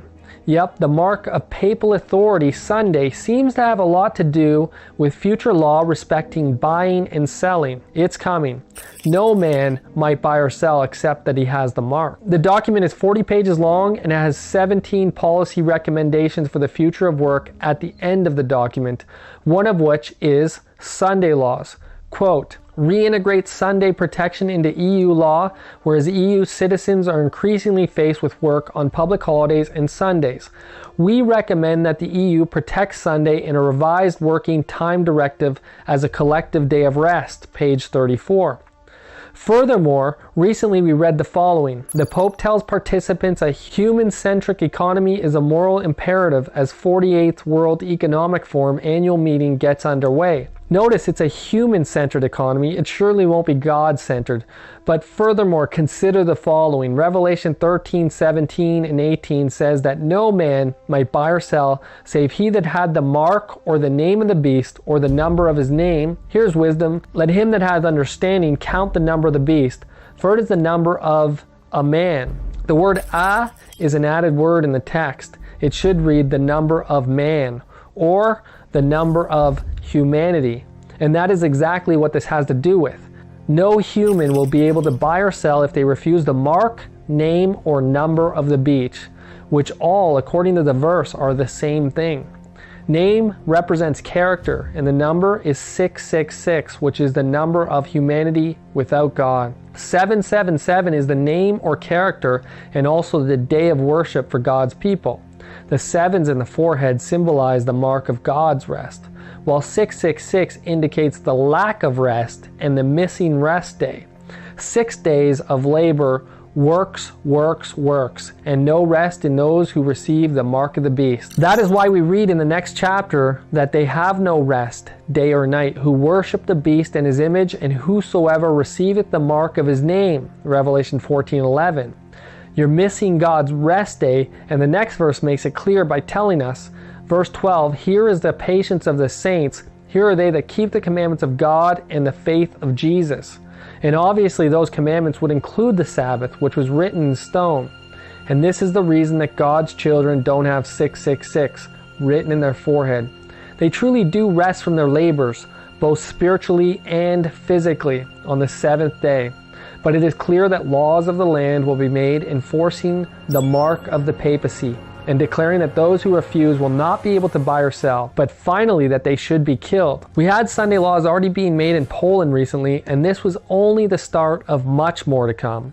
This is the human-centric economy that Pope Francis is calling a moral imperative, and it is right along with the climate agenda and Sunday laws. In 2015, shortly after the environmental encyclical was made by Pope Francis, he made a visit to the United States of America and spoke before the lawmaking assembly called Congress, saying that he was there to heal wounds, and that we need to be especially on guard for fundamentalists. We must be especially attentive to every type of fundamentalism, whether religious or of any other kind. The contemporary world, with its open wounds, which affect so many of our brothers and sisters, demands that we confront every form of polarization, which would divide it into these two camps.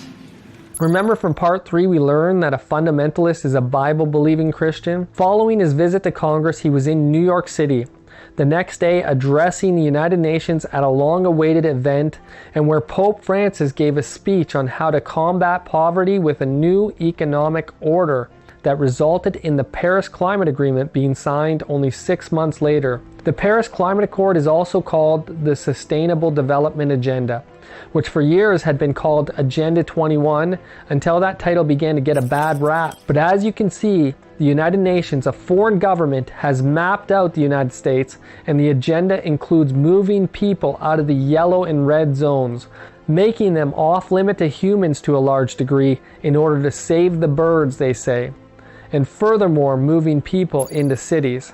I believe at this time that God's message is the opposite of this Babylonian message, and God is calling his people to come out of the cities. But as part of this agenda, the United Nations also has a Sabbath, Sunday. Some churches are getting on board with this agenda, such as the Salvation Army. You'll notice what they deem climate justice. You know, justice includes law and order, and justice is something that the government is to enforce. But notice how they believe we can enforce justice. It says, keep the Sabbath. It could be the most radical thing a church can do for environmental stewardship. To commit to keeping the Sabbath, the scriptures make constant reference to rest and care for the land as well as for the people on the Sabbath.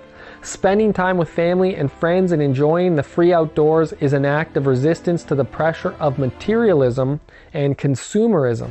And of course they bring up materialism and consumerism. Why do they always connect their agenda to the economy and buying and selling? Because Sunday laws are about controlling the issue of buying and selling. And the moral law of the Catholic Church is to be enforced, which includes Sunday keeping. And we don't know when the next financial crisis is coming. Some are saying it could be this year, but really who knows? What we do know though is that Ben Bernanke, the former chairman of the Federal Reserve, has told us that unlike in 2008, the US has no system in place to deal with another financial meltdown, and many are connecting the next financial crash to climate change. Donald Trump said that America was exiting the Paris Climate Accord by 2020. Trump insisted the Paris Agreement was bad for business and bad for the U.S. economy. Major economic wound. But the problem is that it doesn't matter what he says or does if all the states and cities are still taking actions to fulfill the deal. And even though Donald Trump announced that he was going to pull out of the Paris Agreement, the very next day the entire rest of the world doubled down on their commitment, and here governors and mayors and businesses. People like Mayor Bloomberg, former Mayor Bloomberg. Mayor Bloomberg did a great job. Something at the local level. And Governor Cuomo here in New York, and it now looks as if the U.S. has an excellent chance to meet our commitments under the Paris Agreement regardless of President Trump. In a statement, Obama said, even in the absence of American leadership, even as this administration joins a small handful of nations that reject the future, I'm confident that our states, cities, and businesses will step up and do even more to lead the way.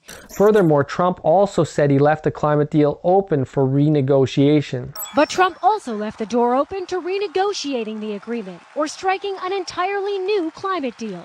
We'll sit down with the Democrats and all of the people that represent either the Paris Accord or something that we could do that's much better than the Paris Accord. Yet him even saying that they are out of the Paris climate deal seems only to infuriate more action by mayors and governors.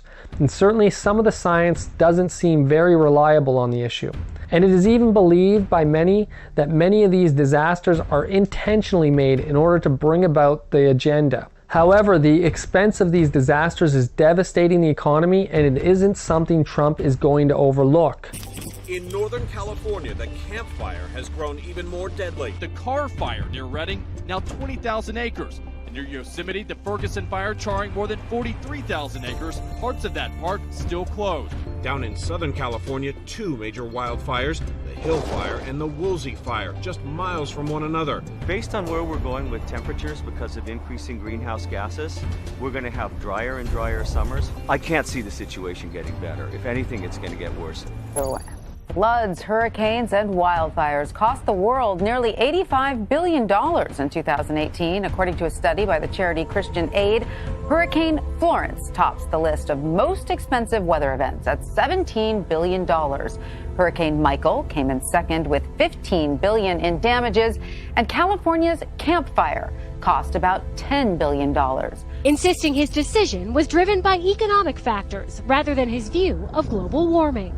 This agreement is less about the climate. Insisting his decision was driven by economic factors rather than his view of global warming. This agreement is less about the climate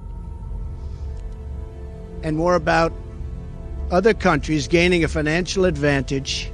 He may be denying it now, but the continued disasters and the effects on the economy may eventually be a catalyst to Trump changing his mind on the issue. Remember, nothing he says can be done until 2020, and even then the states can still revolt and fulfill the deal. Perhaps he might even maintain his course on this issue. It doesn't matter either way. And even though Donald Trump announced that he was going to pull out of the Paris Agreement, the very next day the entire rest of the world doubled down on their commitment. Nancy Pelosi has said that Trump dishonored God by walking away from the Paris Accord. that we had a moral responsibility to be good stewards of God's creation, and in doing so, we must pay special attention to the needs of the poor. So they saw it as an environmental justice issue as well, the evangelical community. When the Pope went to the White House, he talked about the dangers of air pollution when he was here. And just last week, the Pope met with President Trump and gave him a copy of his encyclical Laudate Si, which made the case for strong, urgent action to halt the climate crisis. The Pope wrote, "The climate is a common good belonging to all and meant for all." The Bible tells us that to minister to the needs of God's creation is an act of worship. To ignore those needs is to dishonor the God who made us. And that is just what we're doing by walking away from this accord. Some of the most expensive disasters in history have occurred over the last few years. Hurricane Harvey, some are saying, was the most expensive disaster. And right after this disaster, the evangelicals were calling for a national day of prayer. These advisors asked Trump, and Trump signed an executive order making that Sunday a national day of prayer. We're going to be signing a day of prayer, and that'll be on Sunday. It'll be a very special day, and I don't know when this was done last, but it's been a long time ago. Is that a correct statement? It's been a long time ago. So this is going to follow.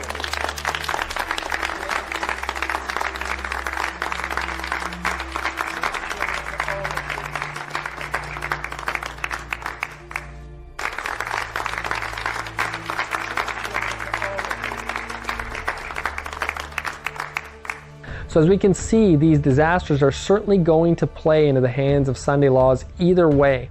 It's interesting as well that there is a new movement sweeping America which is called the Sunrise Movement. They describe themselves as a movement of young people uniting to stop the climate crisis. We can argue about climate change all day long, but we can't ignore the fact that hurricanes, wildfires, tornadoes, earthquakes are becoming more and more frequent. But you'll notice it's a sunrise movement, and the sun has something to do with this, but the day of the sun is something we need to consider Sunday. You see, it is definitely a sunrise movement. In fact, Pope Francis has gained a following in countries such as India, where Francis will be visiting very soon. In 2018, Emmanuel Macron of France visited India, and it has been one of the ringleaders in the climate movement. The hope of preserving future generations from the scourge of war, building a new world order based on law, and keeping good on our word, making progress towards economic and social as well as moral order. We talked about France and Macron in part 3. Now, in an article entitled "India Co-hosts the First Solar Alliance Meet," it apparently was attended by 21 heads of state and heads of government, several top ministers and bureaucrats, apart from participants from multilateral banks and the United Nations. In the article, quoting External Affairs Minister Sushma Swaraj from the same article, we read, Swaraj used 5 Sanskrit names for the sun god while speaking of India's push for solar energy. I would like to bow before the sun god and address him by 5 different names in Sanskrit. And the names are listed there. This means, O sun god, we bow before you.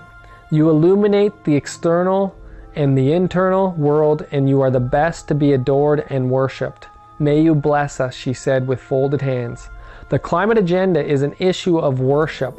As many as would not worship the image of the beast should be killed. And it is to be a worldwide issue.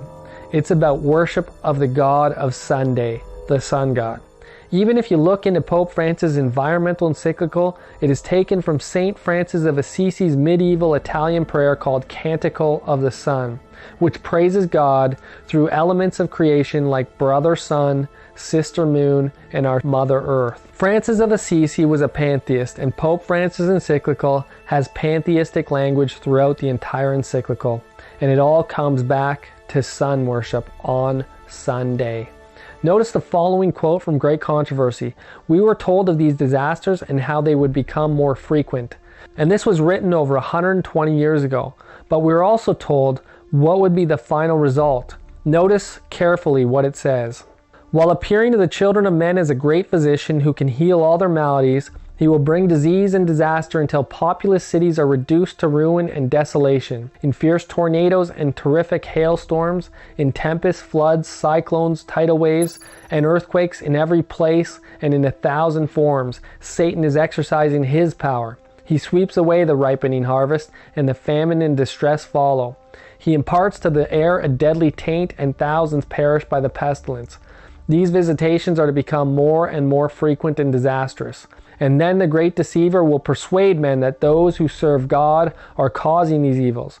The class that have provoked the displeasure of heaven will charge all their troubles upon those whose obedience to God's commandments is a perpetual reproof to transgressors. It will be declared that men are offending God by the violation of the Sunday Sabbath, that this sin has brought calamities which will not cease until Sunday observance shall be strictly enforced. Great Controversy, page 589 and 590.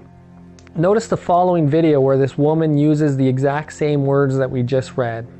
For the first time during the Trump administration, this sweeping federal government report required by Congress on climate change is being made public, and it lays out dire predictions about how people and prosperity could be threatened by more frequent and more devastating natural disasters. That it would be more frequent and more disastrous, and it is threatening prosperity or the economy. And exactly what that means, that it is threatening the economy. And so what is the solution? It will be declared that men are offending God by violating the Sunday Sabbath, and that Sunday observance needs to be strictly enforced in order to bring back temporal prosperity. We are told that it is Satan working through the elements, and I believe he is working through some to bring about the ultimate desired issue, that is strictly enforced Sunday observance. As disasters are occurring around us more frequently, the cry of the people becomes, we need to turn back to God. Spiritual manifestations have become more and more frequent. Evil angels working through Hollywood and also in the churches. They are manifesting through many of the religious leaders, and they will imitate God's holy angels, and they will call for a turning back to God's law in America and abroad. However, these spirits speak not according to this word, and this law will include a Sunday law. If the devil and his angels are after anyone, they want the leaders of the world and the leaders of the churches. Revelation 16, 13, and 14 says, I saw 3 unclean spirits like frogs come out of the mouth of the dragon, out of the mouth of the beast, and out of the mouth of the false prophet, for they are spirits of devils, working miracles, which go forth to the kings of the earth and of the whole world to gather them to the battle of that great day of God Almighty. For those who truly desire to learn and understand these issues much more as they are coming to pass, press the like button and be sure to subscribe, but take a look under the video for links to Bible studies on these issues. It's not enough to just hear and see these things. We are to become fluent in teaching these things. God will teach us how to expound these things, and it doesn't take long if we are sincere. Don't be among those who are sitting in the pew for years hearing but never learning, and never going out to do something to get these messages out. These messages are vital right now. Lives will be dependent on each one of us, and you can bet that as you begin this warfare, that legions of armies will be enlisted against you. So don't count it a strange thing if persecution comes, or if everyone is not your friend. Press on without complaining, trusting and allowing your faith to increase, and recognizing that Jesus told you all these things before they come to pass. If the world hated him, it will surely hate you, but don't be discouraged. Time is shorter than it ever was. The final warning is being given and time is running out. Please be sure to like, subscribe, and share these messages far and wide. All right, well, we begin this morning with a new and disturbing report on the effects of global climate change. A long-awaited report called the National Climate Assessment was released Friday. It paints a dire picture, warning that the Earth's climate is changing rapidly, primarily due to human activity. The report was compiled by more than a dozen federal agencies and mandated by Congress. It finds climate change is already causing more frequent and severe storms, floods, wildfires, and tornadoes, all of it totaling nearly $400 billion worth of damage in just the last 3 years.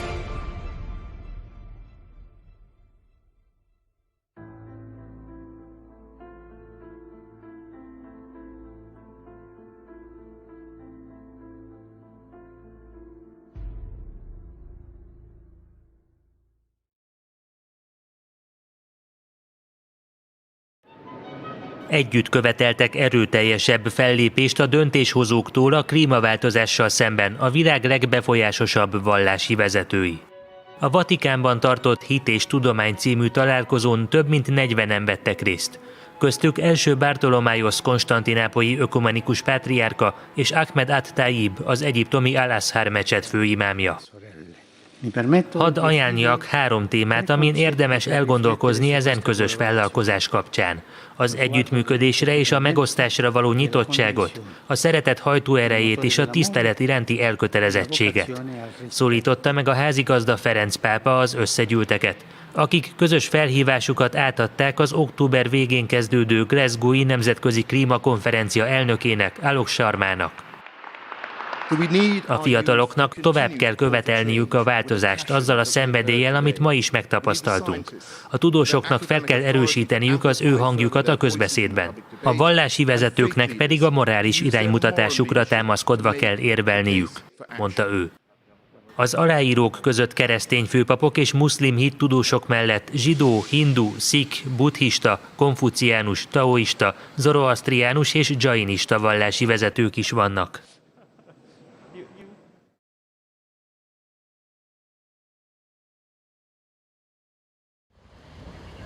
Kritikus szinthez közelít a globális felmelegedés, és csak úgy volna esélyünk megfékezni, ha a károsgáz kibocsátást sokkal nagyobb ütemben csökkentenénk, mint ahogyan azt a nemzetközi közösség vállalta. Erre figyelmeztet a klímakutatók legmagasabb szintű kormányközi testülete. Ha ez nem sikerül, egyre gyakoribbá válnak a természeti csapások, a légszennyezettség pedig számos helyen kezelhetetlenné válik. Az ENSZ főtitkára arról beszél, hogy a légkör felmelegedésének üteme már majdnem duplája a Párizsi Egyezményben vállalt határértéknek. A kormányok és a gazdasági vezetők egy része ugyanis mond valamit, és aztán egészen más csinál. Ennek pedig katasztrofális következménye lesz, vagyis klímavészhelyzet van, tette hozzá. Az ENSZ tagállamok abban egyeztek meg a 2015-ös Párizsi klímakonferencián, hogy az iparosodás előtti idők évi középhőmérsékletét legfeljebb 2, de ideális esetben csak 1,5 Celsius fokkal engedik emelkedni ebben az évszázadban. A jelentéstevő tudományos testület társelnöke azt mondja, hogy a legfontosabb üzenetük az, hogy ezt a problémát az emberi társadalom állította elő, és emberi erőfeszítés kell ahhoz, hogy kikerüljünk ebből a helyzetből. Szerinte ez egy reménykeltő üzenet. Még nincs veszve minden. Ha az emberiség nem képes az eddigieknél gyorsabban átállni a megújuló energiahordozókra, az évszázad végére akár a 3,5 Celsius fokot is elérheti a globális felmelegedés.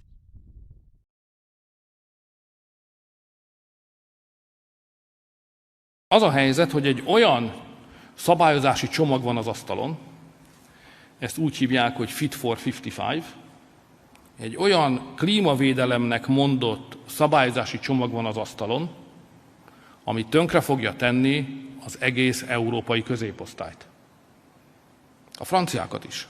Nem csak a közép-európaiakat, akik szegényebbek, még a franciákat is. Tehát az a terv, hogy az európai emberek által használt autókat és lakásokat, azokat bevonják a kvótakereskedelembe. A kvótakereskedelem magyarul áremelkedést jelent. A kvóta az egy adó. És maga az Európai Bizottság készül most olyan döntéseket hozni, amely nemhogy nem orvosolja a mostani helyzetet, hanem súlyosbítani fogja. Ezért minden eszközt be kell vetnünk, hogy ezt megakadályozzuk. Már most volt egy nagyon nagy vita erről a múlt héten az Európai Tanács ülésén, ott nem jutottunk egymással dűlőre, decemberre halasztottuk a döntő ütközetet. Decemberben döntenünk kell arról, hogy megengedjük-e az Európai Bizottságnak, Timmermans úrnak megengedjük-e, hogy olyan szabályokat vezessen be Európába, amely tönkreteszi a magyar és a francia középosztályt is.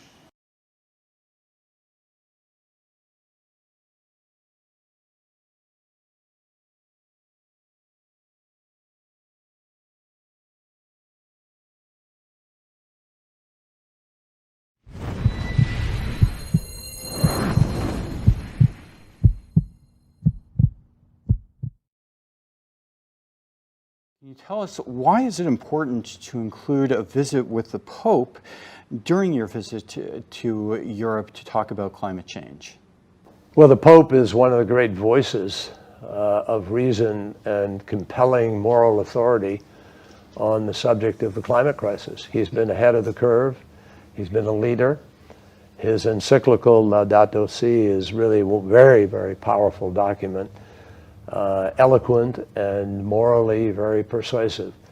And I think that his voice will be a very important voice leading up to and through the Glasgow conference. These have one mind, and shall give their power and strength unto the beast. And I saw one of his heads, as it were wounded to death, and his deadly wound was healed. And all the world wondered after the beast. And there shall be signs in the sun, and in the moon, and in the stars, and upon the earth, distress of nations with perplexity, the sea and the waves roaring, men's hearts failing them for fear, and for looking after those things which are coming on the earth. For the powers of heaven shall be shaken. All these are the beginning of sorrows. The climate crisis. We must have ambition, not just from one country or one industry or one person. It must come from all of us. And the time is now. The time is now. The time is now. We simply cannot afford to wait any longer. We are working together with the people and communities that are daring to build a better future. This is ambition from the ground. Join us. Join us. Join us. Join us to act on climate.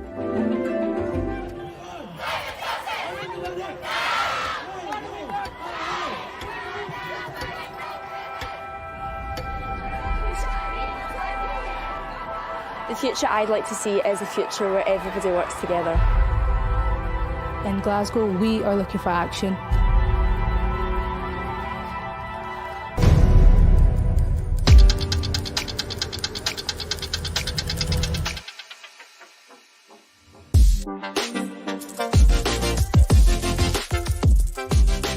We have been presented with two options, and we need to choose.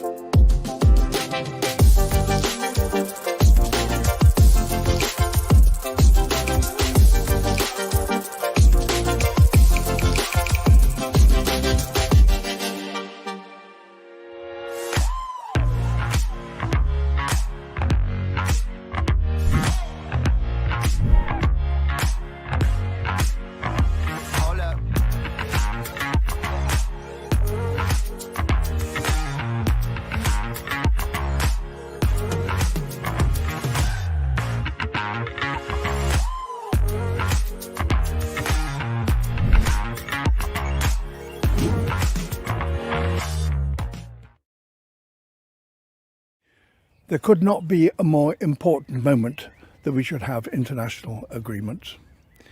The epidemic has shown us how crucial it is to find agreement among nations if we are to solve such worldwide problems. But the problems that await us within the next 5 to 10 years are even greater. It is crucial that these meetings in Glasgow, COP26, have success, and that at last the nations will come together to solve the crippling problems that the world, the globe, now faces. Well, Christian, Glasgow absolutely has to be the moment that the world comes together and agrees on commitments that limit the worst impacts of climate change. This has to be the moment that we do it. And Glasgow is a critical moment for all of us, not for America, not for UK or France, but for the world.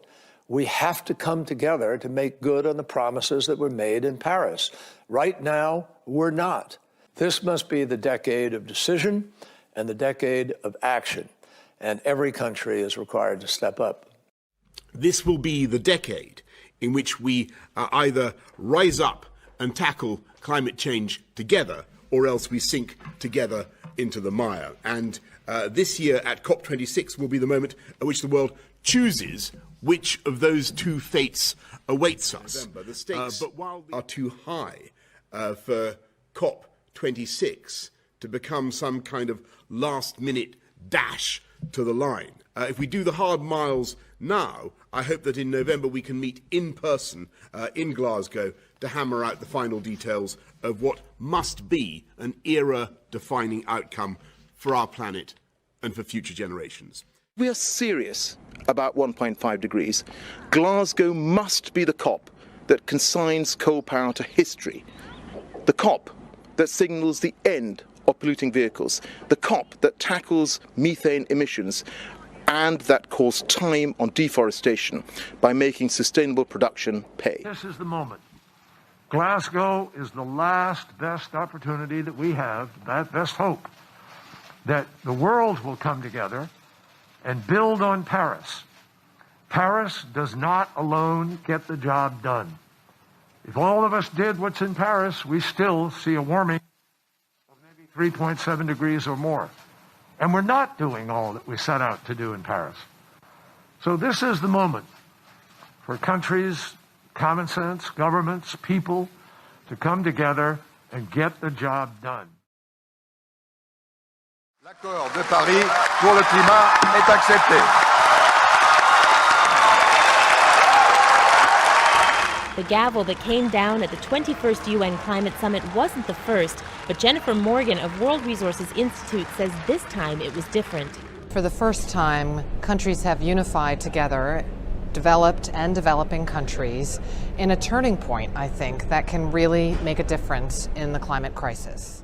In 2015, the world came together in Paris to make a promise for a better, greener, and more inclusive future.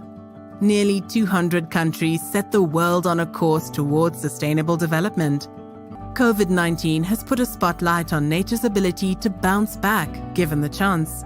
The pandemic demonstrates how our actions affect nature and how effective the world can be when mobilized against a common crisis. We must seize this opportunity to recover better together. Let us celebrate the wins we have achieved, and let us be bold enough to create a better future for our planet and all those living on it.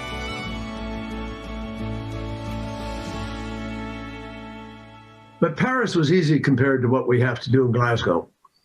Because in Paris, every nation wrote their own plan, basically according to what they were willing to do.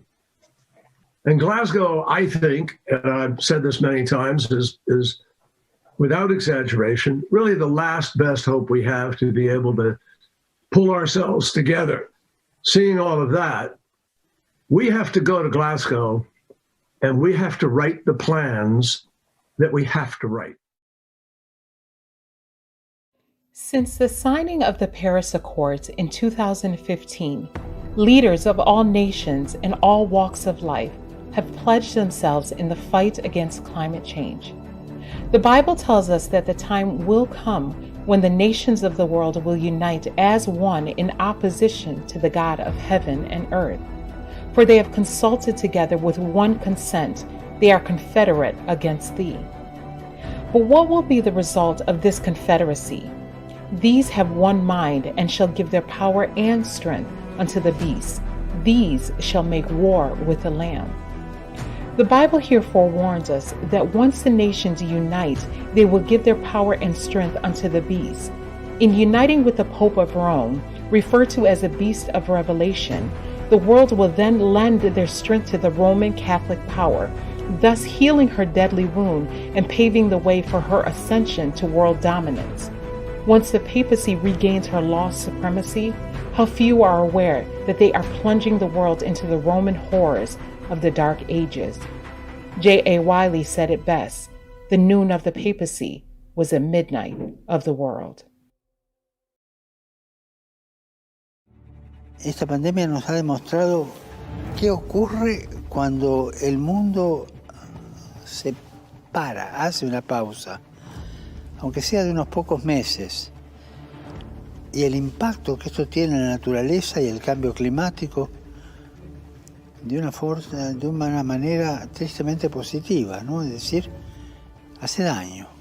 Y esto nos demuestra que la naturaleza global necesita de nuestras vidas en este planeta. I know that the Holy Father himself sees climate action as one of the key issues that we need to work on together. If we look around the world, we've got 1.3 billion people of Catholic faith.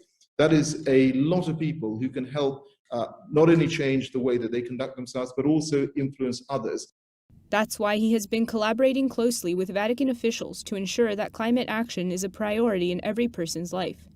And Mr. Sharma explains that with so many people of faith in the world, religious leaders have an important role to play in guiding people to take the right action when it comes to tackling climate change.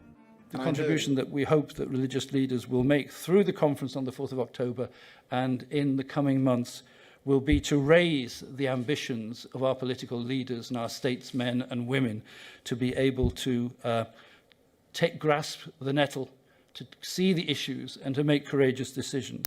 Nearly 40 leaders from the world's major religions and 10 leading scientists have been invited to participate. They will play a key role in encouraging diverse groups of people to care for the planet through their actions. The vast majority of the world's population have a religious belief. So clearly, mobilising faith communities is really important in the fight against climate change. Okay, so in October, we're inviting nearly 40 faith leaders and 10 scientists to the Vatican to talk about climate change. And this is in advance of COP26, the Climate Change Summit, that will take place in Glasgow in November of this year. So we have partnered up with the Italian Embassy to the Holy See, who are our co-hosts for COP26, and also with the Vatican itself to run this initiative. And we're hoping that the faith leaders will come and they will give a message of encouragement and they will ask political leaders at COP26 to show ambition in tackling climate change. You're on a very important mission here to Europe. Can you tell us, why is it important to include a visit with the Pope during your visit to Europe to talk about climate change? Well, the Pope is one of the great voices of reason and compelling moral authority on the subject of the climate crisis. He's been ahead of the curve. He's been a leader.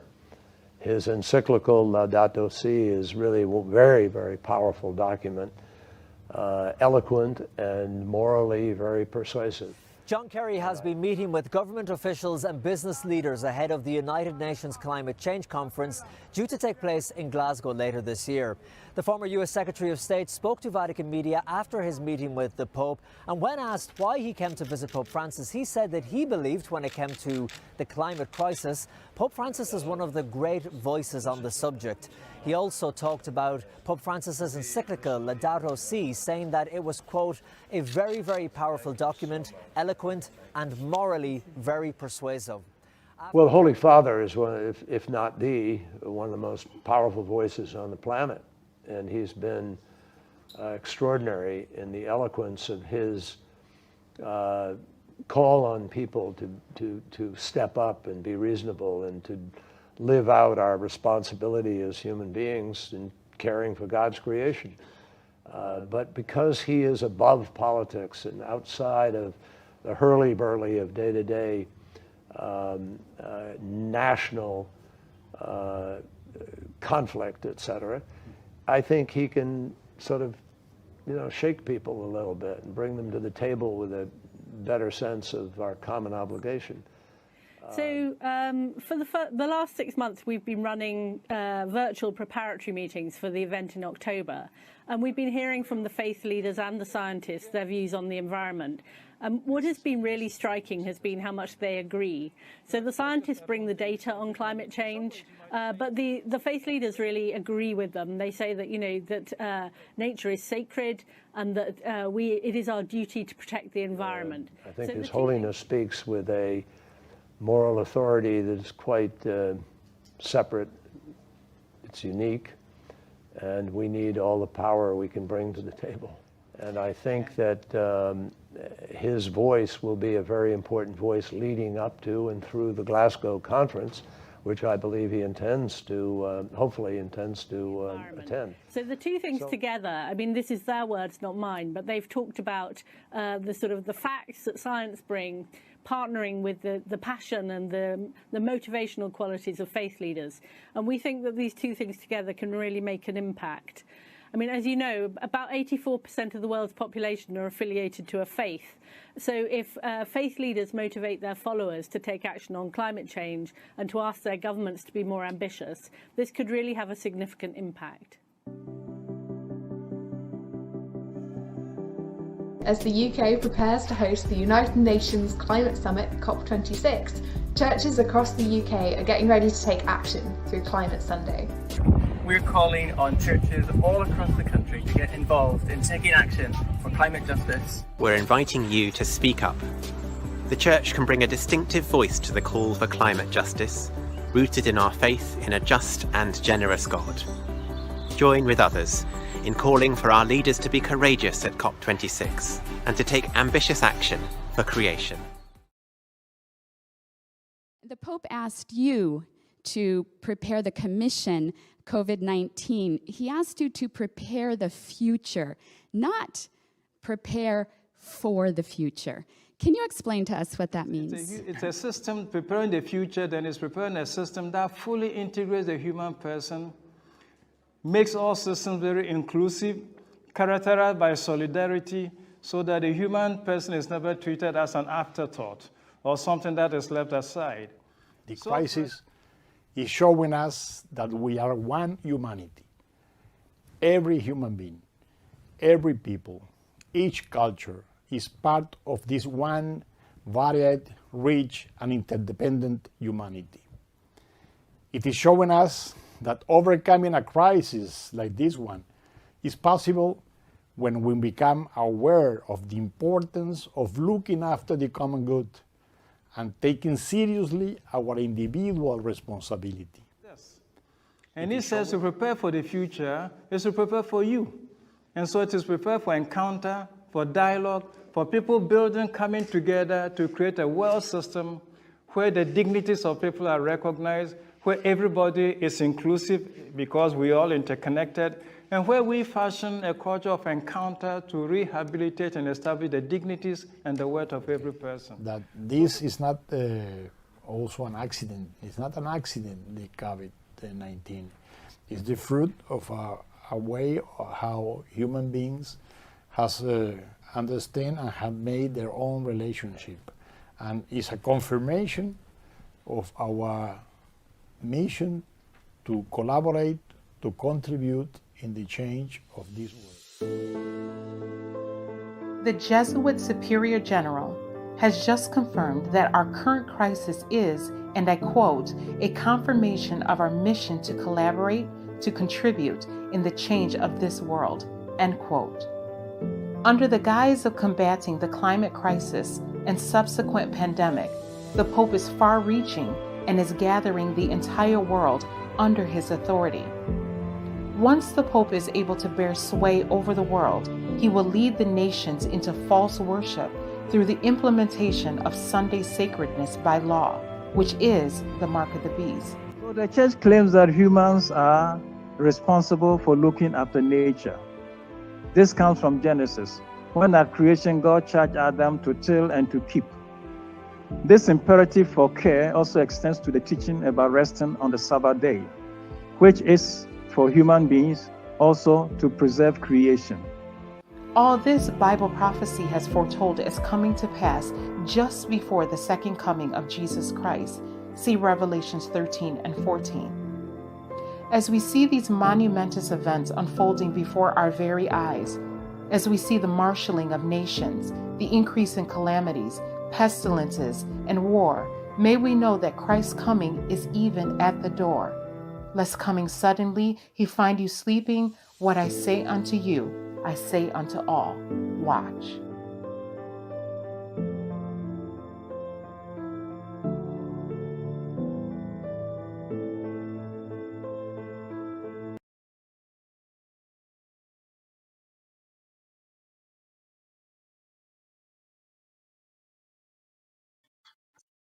Sok szeretettel köszöntök mindenkit. Ma pásztor Andrew Hendrikes betekintését szeretném veletek megosztani, ami május 2-án hangzott el angol nyelven. Én ennek az összefoglalását készítettem el magyar nyelven, tehát betekintést a proféciák teljesedésébe, a napjainkban zajló eseményeket megvizsgálva. Ez az angol eredeti, a Prophesies Again Ministry YouTube oldalán tekinthető meg, ott találhatók a hivatkozási forrásokkal együtt. Ferenc pápa a pápai beiktatásakor azt mondta, hogy az ő pápasága nagyon rövid idejű lesz. Akkor 2013 márciusában, amikor a beiktatása volt, azt mondta, hogy körülbelül olyan 3 és 5 év közöttre tagsálja ezt az időt. Most 2019-et írunk, tehát ez 6 évvel ezelőtt hangzott el. A pápa szolgálati ideje tehát most hosszabb már, mint ahogy ő előre jelezte, illetve amennyi idő alatt a tervét szerette volna eljuttatni a világhoz. A pápa nagyon gyorsan halad előre, nagyon kitartóan és agresszívan dolgozik. Az újságcikk, ami a minap jutott el Andrew Henrikes testvérhez, a catholicnewsagency.com, tehát egy katolikus hírügynökség szalagcímében közölte a következőket Ferenc pápától. A közös jó globálissá vált. Ez egy ijesztő megállapítás. Mi az a közös jó? Ezt az angolban common goodnak is emlegetik. Magyarra fordítva, hogy egy közös jót jelent. Tehát mi ez a közös jó? Egy amerikai római katolikus szenátor, Bob Casey, a következőképpen fogalmaz a közös jóról. A közös jó, vagy common good, egy római katolikus tanítás a társadalomról. Ezt a megállapítását 2015-ben tette Bob Casey, amikor a pápa amerikai látogatását tette, és amikor a pápa a közös ülésen vett részt az amerikai kongresszusban. Nézzük meg, hogy mi volt a pápa legfontosabb témája ezen az ülésen. A közös jó. Mielőtt az Egyesült Nemzetekhez ment, Ferenc pápa 2015-ben és a világ vezetőivel beszélt, mi volt a fő témája? Szintén a közös jóról beszélt. Figyeljük meg, hogy mit mond Ferenc pápa a közös jóról a Laudato Si-ben. A 169. paragrafus így szól. A nemzeteknek föl kell adniuk a nemzeti érdekeiket a közös jóért. A nemzetek vezetőinek biztosítaniuk kellene a személyi jogokat, a személyi érdekeket, viszont a közös jóért, a globalizációért úgy tűnik, hogy föl kell, hogy adják a személyi jogokat. Amikor a pápa Amerikában volt, így nyilatkozott. A közös jó kell, hogy a fő célja legyen minden politikának. A politika az a kifejezése, ami kényszerítő szükségletünknek az élethez, illetve ahhoz, hogy építkezni tudjunk. A legjobb és legnagyszerűbb közös jó, amikor a közösség vagy egy közösség áldozatot hoz egy különleges ügyért. Tehát a globális közös jóért nekünk áldozatokat kell hoznunk, föl kell adnunk a személyi szabadságunkat. Ne az én szavamra figyeljetek, mondja Andrew Henrikes testvér. Fel fogom olvasni, idézni fogom, amit a pápa maga mond, hogy megerősítsem ezt a pontot. A következőképpen fogalmazott Ferenc pápa. Idézem. Sokkal több, mint a nemzeti érdek, ez onnét indul, hogy mi a legjobb nekem, mi a legjobb mindenkinek. Tehát mit mond a pápa? Mit kell minden nemzetnek érvényesítenie az éghajlatváltozással kapcsolatban? Az ő válasza, az ő megoldása a vasárnapi nyugalomnap. A globális klímaváltozással kapcsolatos akcióban a vasárnapi pihenőnapot kell bevezetni ahhoz, hogy megállítsuk a változásokat a klímában. Minden nemzetnek el kell fogadnia ezt a szabályzatot, tehát aki csatlakozik ehhez a mozgalomhoz, annak föl kell adnia a személyi érdekeit, jogait a közös jóért. Nemrégiben a Vatikán rádióban hangzott el a pápa egy kijelentése arról, hogy a vallásnak nem kellene korlátozódnia a személyes lelkiismeretre. Tehát az újságban megjelent főcikk, hogy visszatérjünk ehhez, a pápa nyilatkozatához, a közös jó globálissá vált. Ez azt jelenti, hogy a pápa tudatja velünk, hogy a vasárnap törvény készen van arra, hogy globálissá váljon. Mi pedig proféciát ismerők tudjuk azt, hogy amikor a vasárnap törvényt forszírozni fogják, közeledünk a próbaidő lezárulásához. Vagy el leszünk pecsételve a mennynek, vagy az örök hálózatra. Tehát itt az időtestvéreim hangzik a felhívás Andrew Henrikes testvértől, hogy felébredjünk. Tudjuk, hogy a pápa ezt meg fogja csinálni, tudjuk, hogy Isten tartja kezét a profétikus időórán, és ebben nincs tévedés. A próbaidő nagyon gyorsan záródik. A körülöttünk levő jelek abszolút értelemben ezt támasztják alá. A katolikus tanítás szerint mi a jó ebben a közös jóban a világnak? Az irányító testület fogja meghatározni, hogy mi a közös jó. Tehát a közös jóért kell, hogy forszírozzák a vasárnapot.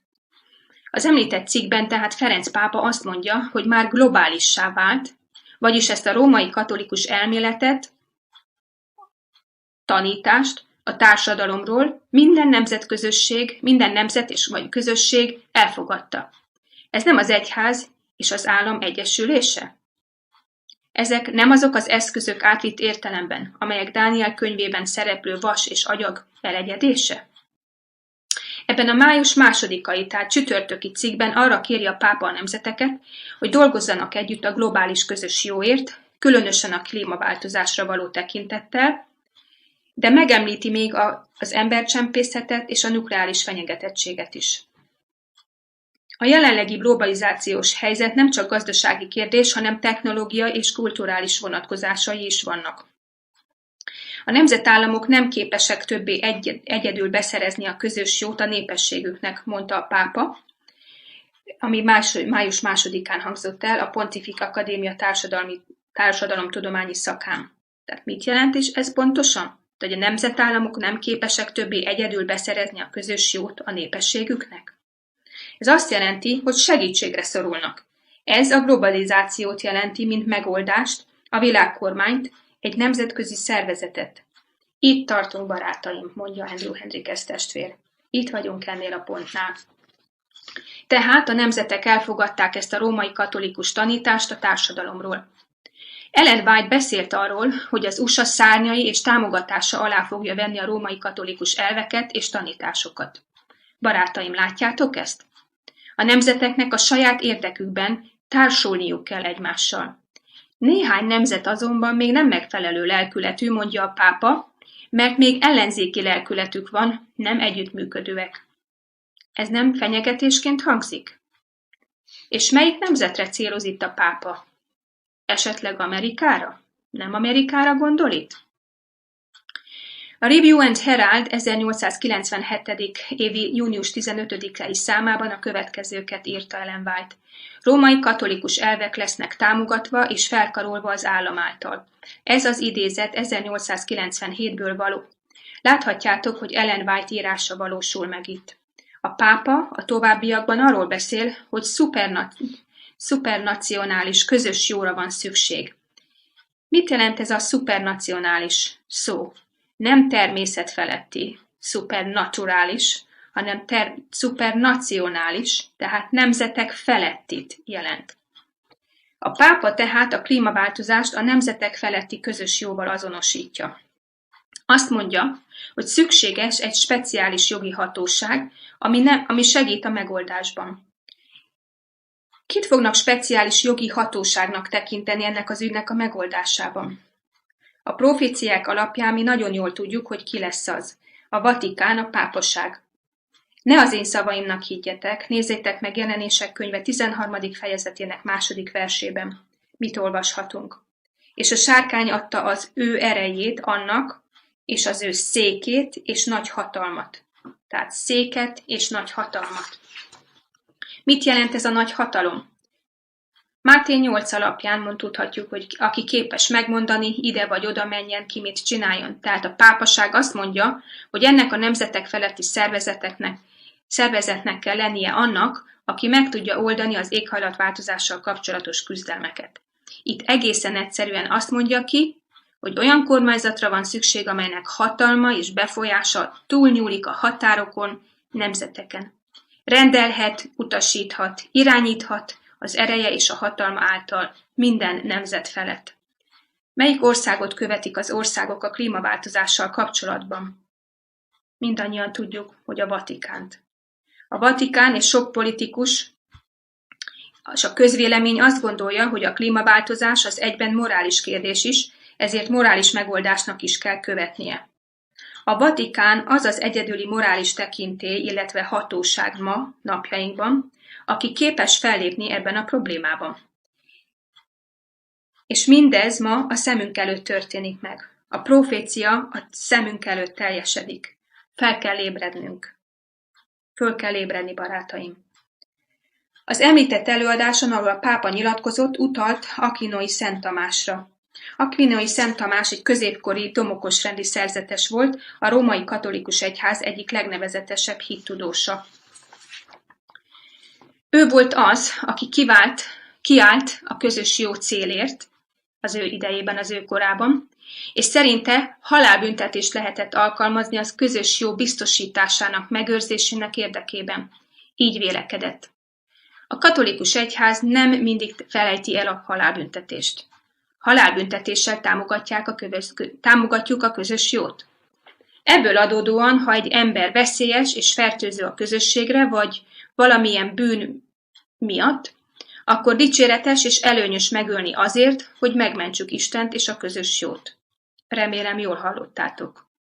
Tehát, hogyha egy ember veszélyes és fertőző a közösségre, valamilyen bűn miatt, akkor dicséretes és előnyös megölni azért, hogy megmentsük Istent és a közös jót. Tudjuk Jelenések könyve 13. fejezetéből, hogy akik nem fogják imádni a fenevadat és nem veszik föl annak bélyegét, azok megöletnek majd. Ne felejtsük el, hogy az inkvizíciós társulat a Vatikánban a mai napig életben van. Láthatjuk, hogy a pápaság ellentmondó programja itt van a látóhatárunkon. Ha Jézus most a Gecsemáné kertbe vinne bennünket, tudva, hogy Júdás halad a maga útján, és az egyház és az állam szintén haladnak a maguk útján, mit mondana nekünk Jézus? Tudnál velem figyelni egy órára? A lélek kész, de a test erőtelen. Itt az idő, hogy imádkozzunk, és figyelnünk kell, folyamatosan, és meg nem lankadni. Ébereknek maradnunk, szemünket az érkező Júdáson tartani, az egyház és az állam összefonódására figyelni, mert ez a hitehagyó egység fogja hozni az üldözést. Mi volt Jézus imája a Gecsemáné kertben, a válságot megelőző órában? Atyám, ha lehetséges, múljon el tőlem ez a pohár, de ne az én akaratom legyen meg, hanem a tiéd. Megerősödött Jézus a válságra? Később még félt? Ha Jézus lépéseit követjük, akkor mi is meg fogunk erősödni, és erős hit fog találkozni a válsággal. Azt mondom nektek, hogy türelem és kitartás szükséges. A hit hallásból van. Mennyi időt töltünk naponta az igével?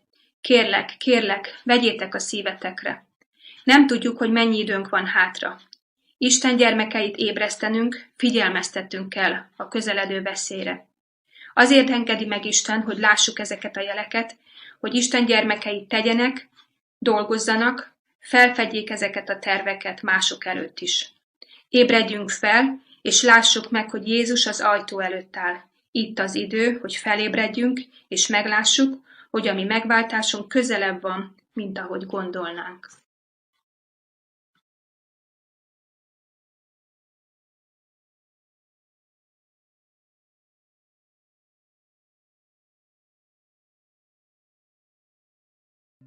History is truly at a turning point.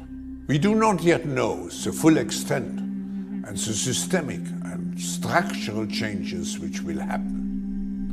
However, we do know that global energy systems, food systems and supply chains will be deeply affected.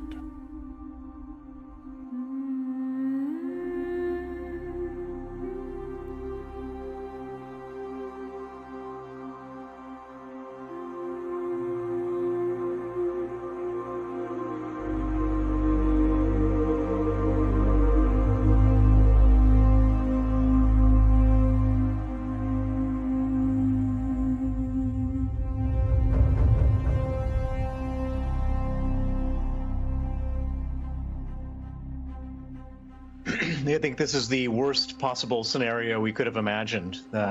Is a total game changer as far as international peace and security is concerned.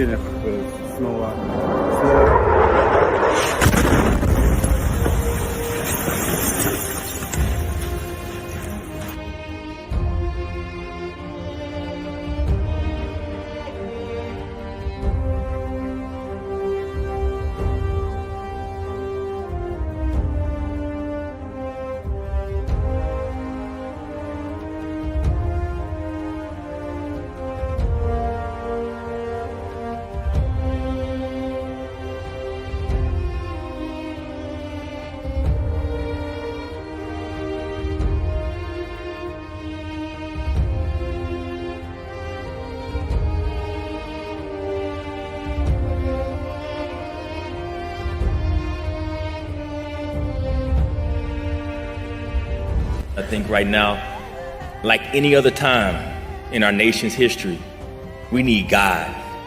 Probably we should be debating a bill requiring every American to attend a church of their choice on Sunday. Madre di Dio e nostra, solennemente affidiamo e consacriamo al tuo cuore immacolato noi stessi, la Chiesa e l'umanità intera, in modo speciale la Russia e l'Ucraina.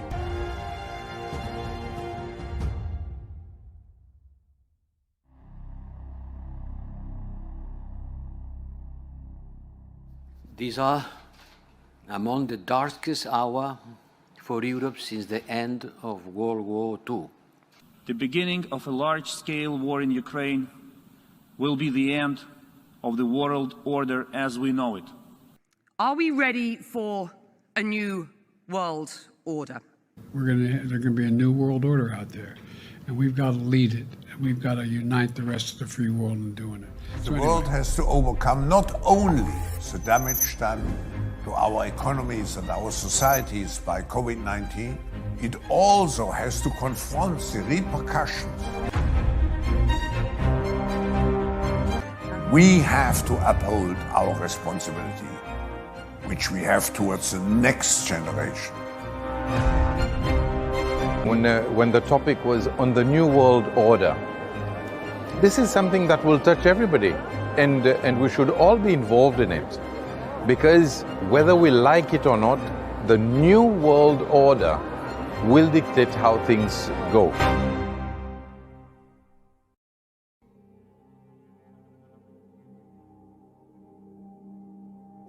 With regard to food shortages, yes, we did talk about food shortages. And it's going to be real. The price of these sanctions is not just imposed upon Russia, it's imposed upon an awful lot of countries as well, including European countries and our country as well. If there's one thing the president got right, it's his statement that there will be food shortages. Sanctions on Russia and attacks around the wheat and corn fields of Ukraine ensure that basic food commodities will be in short supply, and that means much higher prices. And the problem stretches out into the future because there is a shortage of fertilizer. In some countries, that could mean civil unrest and even regime change. Remember, it was a spike in wheat prices that helped set off the Arab Spring. We are seeing the effects that this war is having on the rising cost of living. This government promises to do everything possible to reduce those effects on the population. Protesters try to topple a bus and then set it on fire. Demonstrations against Sri Lanka's dire economic situation turn violent for the first time in Colombo. The protesters rallied close to President Gotabaya Rajapaksa's private residence as they demanded his resignation. They accuse his administration of mishandling a crisis that's causing fuel shortages and 13-hour blackouts every day. Although I have money, I can't buy anything. I can't pump petrol. I can't get gas when my gas canister empties. There's no wheat, no flour, no milk powder, no electricity, and no gas. Demonstrators have been taking to the streets across Peru, at times clashing with police. We have to work double, help each other financially. We have to do overtime, work all day. Sugar was 2.5 soles a week ago. Right now it's 6. Chicken was 12 soles 2 days ago. Now it's 16. The American public have generally approved of President Biden's handling of the war, but soaring gas prices and persistent inflation have created major problems for the president and his party as they head into the midterms. I'd like to start off with some news from Spain, which has hit almost everybody there quite hard. A combination of a truck drivers' strike and the economic impacts of the Ukraine war have left a lot of supermarkets quite short of basic foods. And as of this week, Spanish supermarkets are allowed to ration consumer purchases of a certain number of products, including basics like milk and flour. New this morning, Germany is warning of possible natural gas rationing amid its dispute with Russia. The Kremlin has demanded that so-called unfriendly countries pay in rubles for gas. That's stoking fears of an energy crunch in Europe. We begin here in Germany, where the government has announced it is activating an early warning plan in preparation for possible shortages in gas deliveries from Russia. Economy Minister Robert Habeck said a crisis team was being established to closely monitor gas supplies. This follows Moscow's demand for payment in rubles, which Germany and other importers have rejected. To buy Russian gas, they need to open ruble accounts in Russian banks. It is from those accounts that gas will be paid for starting April 1st. If such payments aren't made, we will consider this a failure by the client to comply with obligations. If these payments are not successful, we would consider it as buyers' failure to meet their commitments, with all the relevant consequences. Nobody sells anything to us for free. Neither are we going to do charity work. That means the current contracts would be brought to a halt.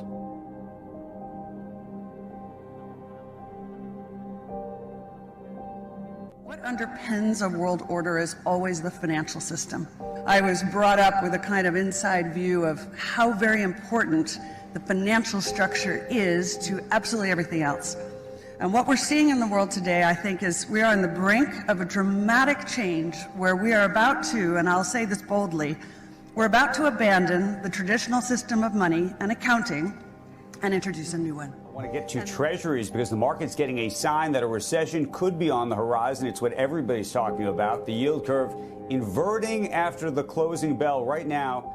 For more on a potential recession, let's bring in Joe Livornia, chief economist at Natixis. Joe, great to have you with us. Thank you. Great to be with you guys. Where do you peg the probability of a recession? Right now, it's let's say by year end, I'd say about 50-50. It's pretty close. Russia's actions, including the atrocities committed against the innocent Ukrainians in Bucha, are reprehensible, represent an unacceptable affront to the rules-based global order, and will have enormous economic repercussions in Ukraine and beyond. And the new one, the new accounting, is what we call blockchain. It means digital. It means having a almost perfect record of every single transaction that happens in the economy, which will give us far greater clarity over what's going on. It also raises huge dangers in terms of the balance of power between states and citizens. Most people think that digital money is crypto and private, but what I see are superpowers introducing digital currency. The Chinese were the first. The U.S. is on the brink, I think, of moving in the same direction. The Europeans have committed to that as well. The Chinese last month unveiled the world's first digital currency from a major power. Currency that would not be printed, but would exist only in cyberspace on your phone, for example. Is the Fed working on a digital dollar? We are actually evaluating that. Most major countries are now looking at the possibility of having a digital currency. And really we are looking carefully, very carefully, at the question of whether we should issue a digital dollar. And it's something that central banks around the world are looking at and doing so appropriately because the technology now enables us to do that. President Biden signed an executive order today directing the federal government to come up with a plan to regulate cryptocurrencies. The move follows what the Biden administration is calling the, quote, explosive growth of digital assets in recent years. The directive also calls for the exploration and consideration of creating a digital form of the U.S. dollar.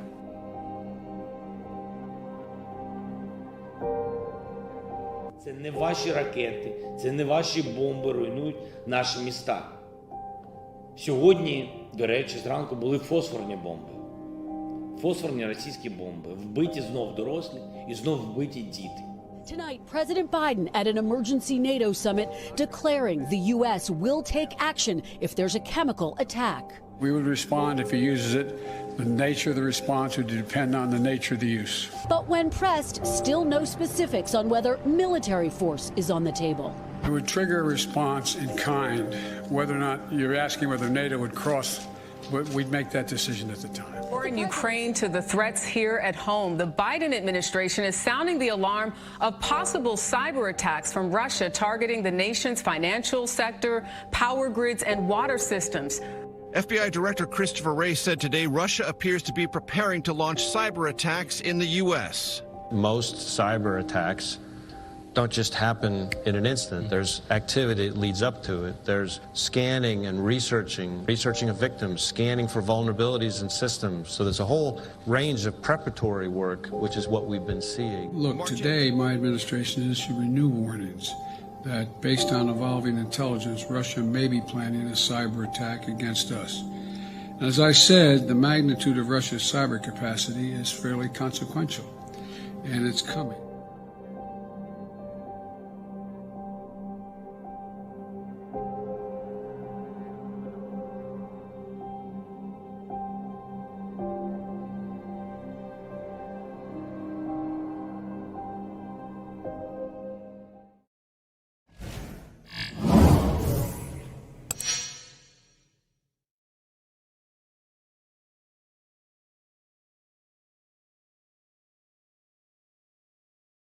Kegyelem nektek is békesség Istentől, ami atyánktól és az Úr Jézus Krisztustól. Nem egy szép köszöntés, tehát ezek olyan dolgok, amik Pál apostol számára harapható, kézzelfogható valóságok voltak. Ez a kegyelem és ez a békesség, ez Istentől és Jézus Krisztustól jön, árad, folyamatosan. Ez egy valóság, ő ebben élt. Filippi 4:7-ben például ezt írja Filippieknek, és Isten békessége, amely minden értelmet felülhalad, meg fogja őrizni szíveteket és gondolataitokat a Krisztus Jézusban. Tehát itt egy olyan békességről beszél, amely minden értelmet felülhalad. Ez egy természet feletti békesség, amely hatalmat gyakorol az életünkben, a gondolkodásunkban, az érzéseink felett. Ez egy elképesztő dolog, tehát amikor kegyelemről meg békességről beszél, akkor ez nem egy elméleti dolog, amiről Pál apostol beszél, hanem ez egy kézzelfogható tapasztalat. Azt mondja, hogy ami atyánktól, Istentől, ami atyánktól, és az Úr Jézus Krisztustól. Tehát itt egy olyan dolgot mond Pál apostol, csak úgy közhelyként említi ezt, amit minden kereszténynek tudnia kéne, és mégis a legtöbb keresztény nem így gondolja. Istenről nem úgy gondolkodik, hogy ő az Atya, és Jézusról pedig nem úgy gondolkodik, hogy ő az Úr. Keveredés van a legtöbb ember fejében, legtöbb keresztény fejében. Az Isten egy szent háromság, Atya, Fiú, Szentlélek, de Pál apostol fejében nem ez volt a kép. 1 Korintus 8:6-ban Pál apostol teljesen világosan leírja, hogy a keresztények számára nekünk egy Istenünk van, az Atya, akitől van a mindenség, és mi is érte vagyunk. És egy Urunk, Jézus Krisztus, aki által van a mindenség, és mi is ő általa. Tehát nekünk, keresztényeknek egy Istenünk van, az Atya. Jézus Krisztus pedig a mi Urunk. Nem fogok erről most többet beszélni, tartottam erről egy külön véleményt, a Szent Háromság kérdésről, bíztatlak benneteket, ha még nem láttátok, nézzétek meg. Ott, annak a videónak a kapcsán bátran írjatok kérdéseket, kommenteket, hozzászólásokat. Ha nem világos valami, akkor kérdezzetek. Én most erről sokkal többet nem fogok beszélni. Talán annyit itt megemlítenék, egy pár igét felhoznék, hogy miért mondja azt, hogy egy Istenünk van, az Atya, és egy Urunk, a Jézus Krisztus. Tehát akkor Jézus Krisztus ő nem Isten, az Atya nem Úr. Egy bizonyos értelemben ez így van. Jézus Krisztus ő Isten fia, és az Atya pedig azért nem Úr, mert Jézus Krisztust bízta meg azzal, hogy ő Úr legyen. János 5:22-ben azt mondja, hogy az ítéletet teljesen a fiúnak adta. Abcsel 2:36-ban Péter apostol egyértelműen azt mondja, hogy Úrrá és Krisztussá tette őt Isten. Tehát még egyszer felolvasom, Isten Úrrá és Krisztussá tette őt. Tehát Jézus Krisztus ő nem volt se Úr, se Krisztus, hanem Isten az, aki Úrrá és Krisztussá tette. Tehát Jézus volt, az, hogy Krisztus azt jelenti, hogy felkent. Isten felkente őt, felemelte őt a jobbjára, megkapta az Atyától megígért Szent Szellemet, és kitöltötte azt. Ez jelenti, ez volt az ő Úrrá kinevezése. A gyakorlatban ez mit jelent? Azt jelenti Máté 28:18, nekem adatott minden hatalom mennyen és földön. Ezt mondja Jézus. Tehát az, hogy Jézus Krisztus Úr, ez egész egyszerűen annyit jelent, hogy Isten Jézus Krisztusra bízta az ő országa feletti teljhatalmat. Ezért Úr. Ő a megbízott királya Isten országának. Isten az Atya, ő a tulajdonos, és Jézus Krisztus pedig a megbízott uralkodó. Ez az a kép, amit a Biblia elénk tesz.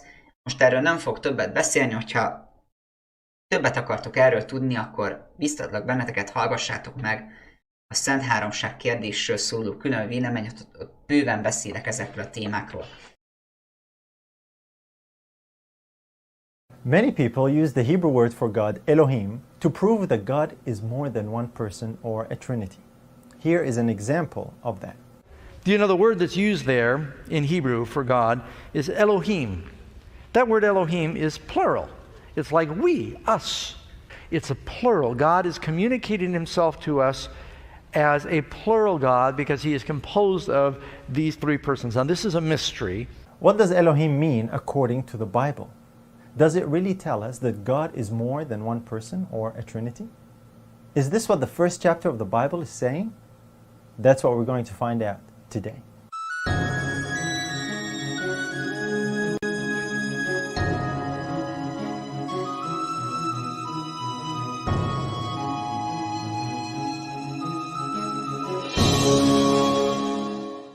Hi everyone, my name is Nader Mansour and welcome to Prove All Things, where we explore current issues and questions in light of the Bible.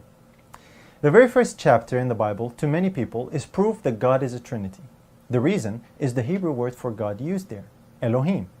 Here is Genesis 1:1. In the beginning, God created the heaven and the earth. The Hebrew word Elohim is the plural form of the Hebrew word El and Eloah, which is the word for God. Because it is plural, it is claimed that this signifies that God is some kind of a plurality, most popularly the Trinity.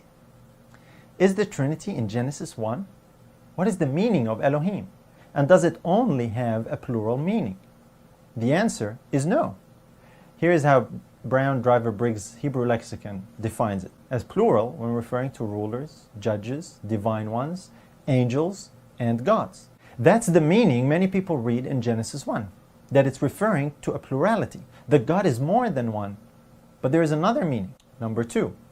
Plural intensive, singular meaning, God, goddess, godlike one, works or special possessions of God, and the true God. It says that this meaning, the singular, is applicable to the true God. Most times Elohim refers to the true God and other times to the gods of the heathen. Even though it is a plural word, it does have a singular meaning. The context and grammar in Genesis 1:1 is clear that it is singular in meaning. This is self-evident from the fact that the verb created, in Hebrew bara, is in the singular. Thus it denotes greatness and majesty rather than plurality. There are many examples of how the plural Elohim can be used to convey a singular meaning. In Exodus 7:1, God actually calls Moses Elohim. And the Lord said unto Moses, See, I have made thee a god to Pharaoh, and Aaron thy brother shall be thy prophet. Why would God use the plural word Elohim when talking about Moses? It's pretty obvious that Moses was not more than one person. God was going to magnify Moses in the eyes of Pharaoh.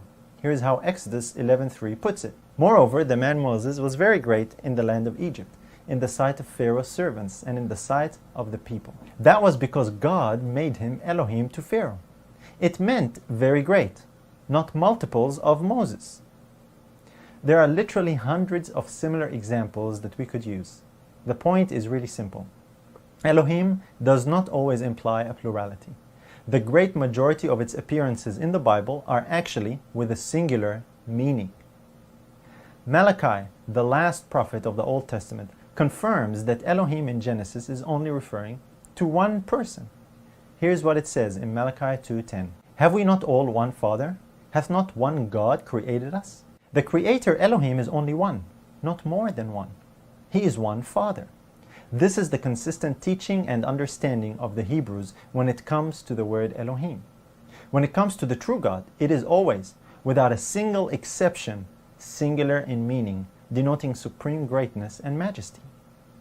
Someone might say, but it has to be more than one, because God says us in Genesis.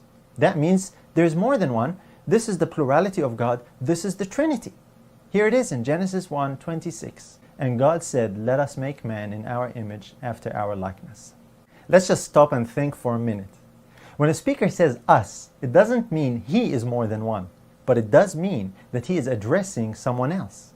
Malachi said that the one Elohim is one Father. It was the Father speaking to someone when he said, let us make man. Who he is speaking to is listening to what's being said by Elohim. He's not talking at the same time. He's not saying the same thing. So the question is, who was Elohim, the Father, talking to? The Bible gives us the answer. Ephesians 3:9 says that it was God who created all things by Jesus Christ.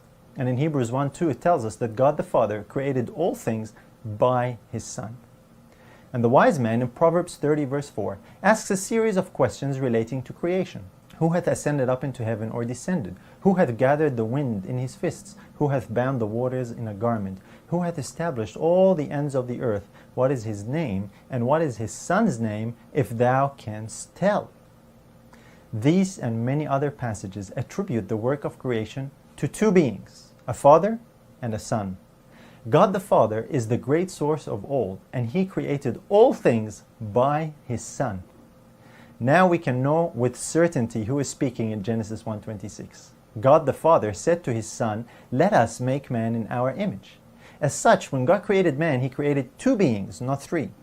That is conclusive proof that the us in Genesis 1 and other similar passages refer to only two individuals, the Father addressing His Son, not three. One Christian writer explained it this way.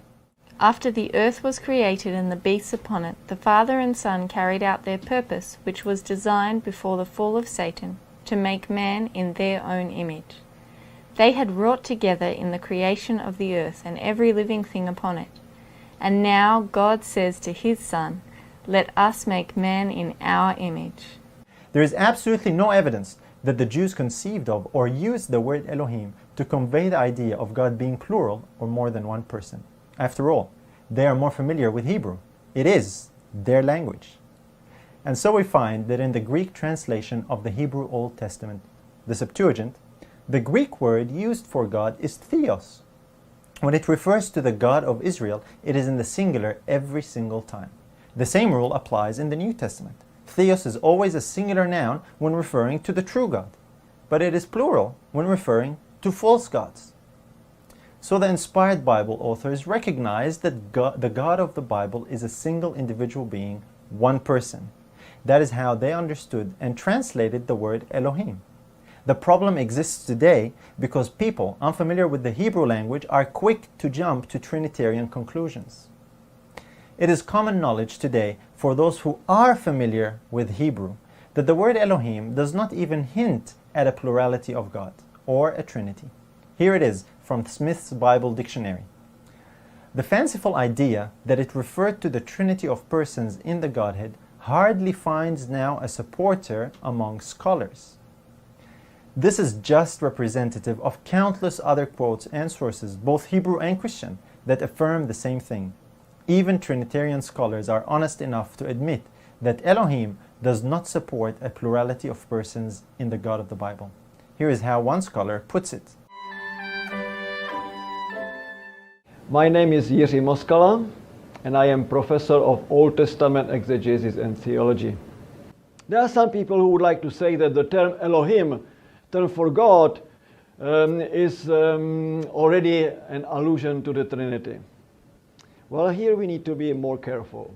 We cannot say that because it's in the plural form, therefore it's an indication for the Trinity. And is it an argument in favor of Trinity? And I have to say here, no, it is not. Unfortunately, no. So in conclusion, the word Elohim is a fitting and appropriate title for the true and living God. It doesn't mean that He is more than one person, but it does mean that He is the fullness of majesty and greatness. He is the one God and Father of all who is above all. This is the Elohim of the Bible. We'd love to hear from you, so if you have any questions you'd like to ask, you can email us on our website in the link below. And if this is your first time here, we'd love to have you subscribe.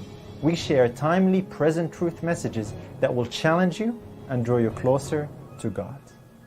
Thanks for watching, and see you next time on Prove All Things.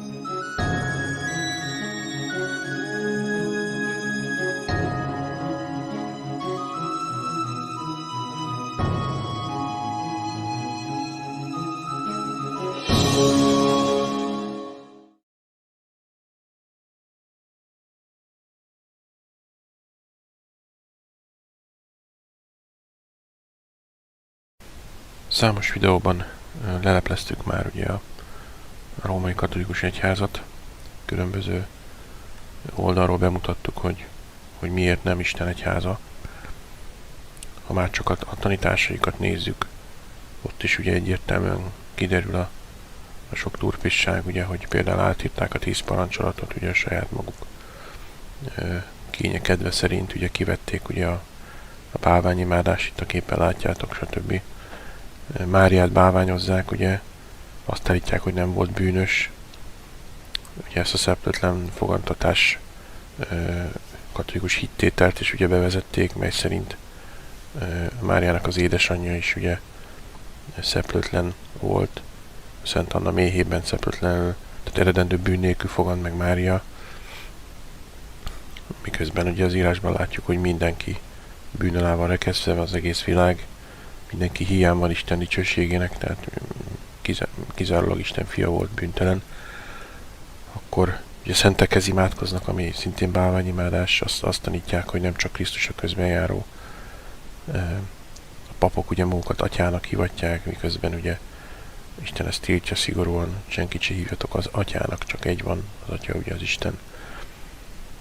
Ugye a pápa ugye a Szent Atya, a purgatórium, ugye még a halottakért való imádkozás, ez is ugye pogány vallásokból fakad, tehát hosszan sorolhatnánk, hogy a katolikus vallás ugye tele van pogány ősi vallások rituáliaival, ugye szimbólumaival, egy napi mádati pogány vallás, az egész semmi más, egy ilyen összemixelt babiloni okkultizmuson alapuló sátánimádó vallás, ezt nagyon sokan látjátok, ti is velünk együtt. Rengeteg bizonyítékot mutattunk erre, nagyon sokan ezt átlátják, főleg azok, akik ugye a protestáns vonalon mozognak keresztényként. Ugye tudjuk, hogy az első 1-2 évszázadban Krisztus után ugye üldözték az igazi Krisztus követőket, és Konstantinus volt, aki bevezette ugye úgymond a békét, és létrehozták ezt a nagy egyetemes keresztény vallást, és ugye elindult ez az egész álkereszténység tulajdonképpen. Megengedték, hogy gyakorolják ugye ezt a kereszténységet, a vallásokat, de az ő feltételeik szerint, ugye az ő hamis dogmáikat belevitték. Tehát látni, hogy a római katolikus vallás annak semmi köze Istenhez. A történelemben ugye látjuk a tényeket, ugye, hogy például ugye 325-ben az első egyetemes zsinaton, nicei zsinaton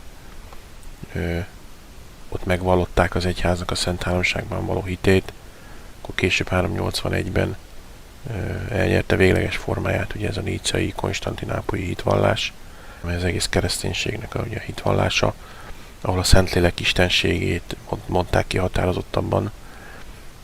Akkor 431-ben az efézusi zsinaton jelentették ki dogmaként, hogy Jézus egyidőleg mint ember, de mint Isten is. Tehát ezzel is megerősítették a Szent Háromságot. Akkor ugye 451-ben mondták ki ezen a kálkedóni zsinaton, hogy Krisztus igazi Isten is. Tehát rengeteg ilyen dogmát vezettek be a katolikusok, amelyek ugye az ő hagyományaikból fakad, tehát nem az íráson alapul, hanem ugye a szent hagyományon, amit ugye a katolikusok egyenlő szinten kezelnek a Szentírással. Különbözőféle magyarázatokat adnak erre, hogy az apostoli hagyományokat folytatták, hogy Péter a kőszikla, meg hogy ő volt az első pápa, ugye ezeket is már rég lelepleztük, nem csak mi, hanem sokan mások is, hogy ez hazugság. Ugye meg Krisztus a kőszikla, nem Péter. Péter sose volt pápa. Tehát látjuk, hogy ezeken a zsinatokon mondták ki dogmáként a katolikus vezetés, ugye a pápák, hogy Jézus Krisztus ugye egyedül az atyával, vagy magyarán ő is Isten, hogy a Szentléleket is dicsőíteni kell, hogy ő is Isten, és ezt a konstantinápolyi hitvallást, ugye, ahogy az előbb említettem, az összes keresztény egyházgyülekezet átvette, ez az alaphittvallásuk, mellette ugye van az apostoli hitvallás is. Akkor még egy érdekes, ugye volt ez a Filoké vita, és ugye a 589-ben a toledói zsinaton beletolották ezt a filéki szót, amely szerint a Szentlélek az atyától és a fiútól származik. Ennek célja feltételezhetően a Krisztus istenségének és az atyával való egységének fokozottabb hangsúlyozása volt.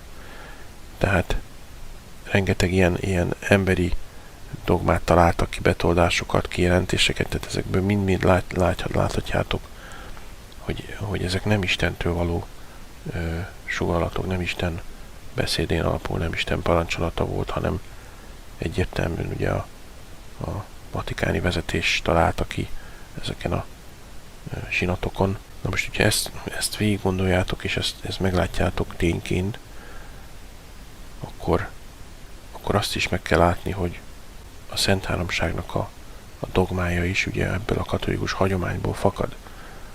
Ugyanúgy, mint az összes többi.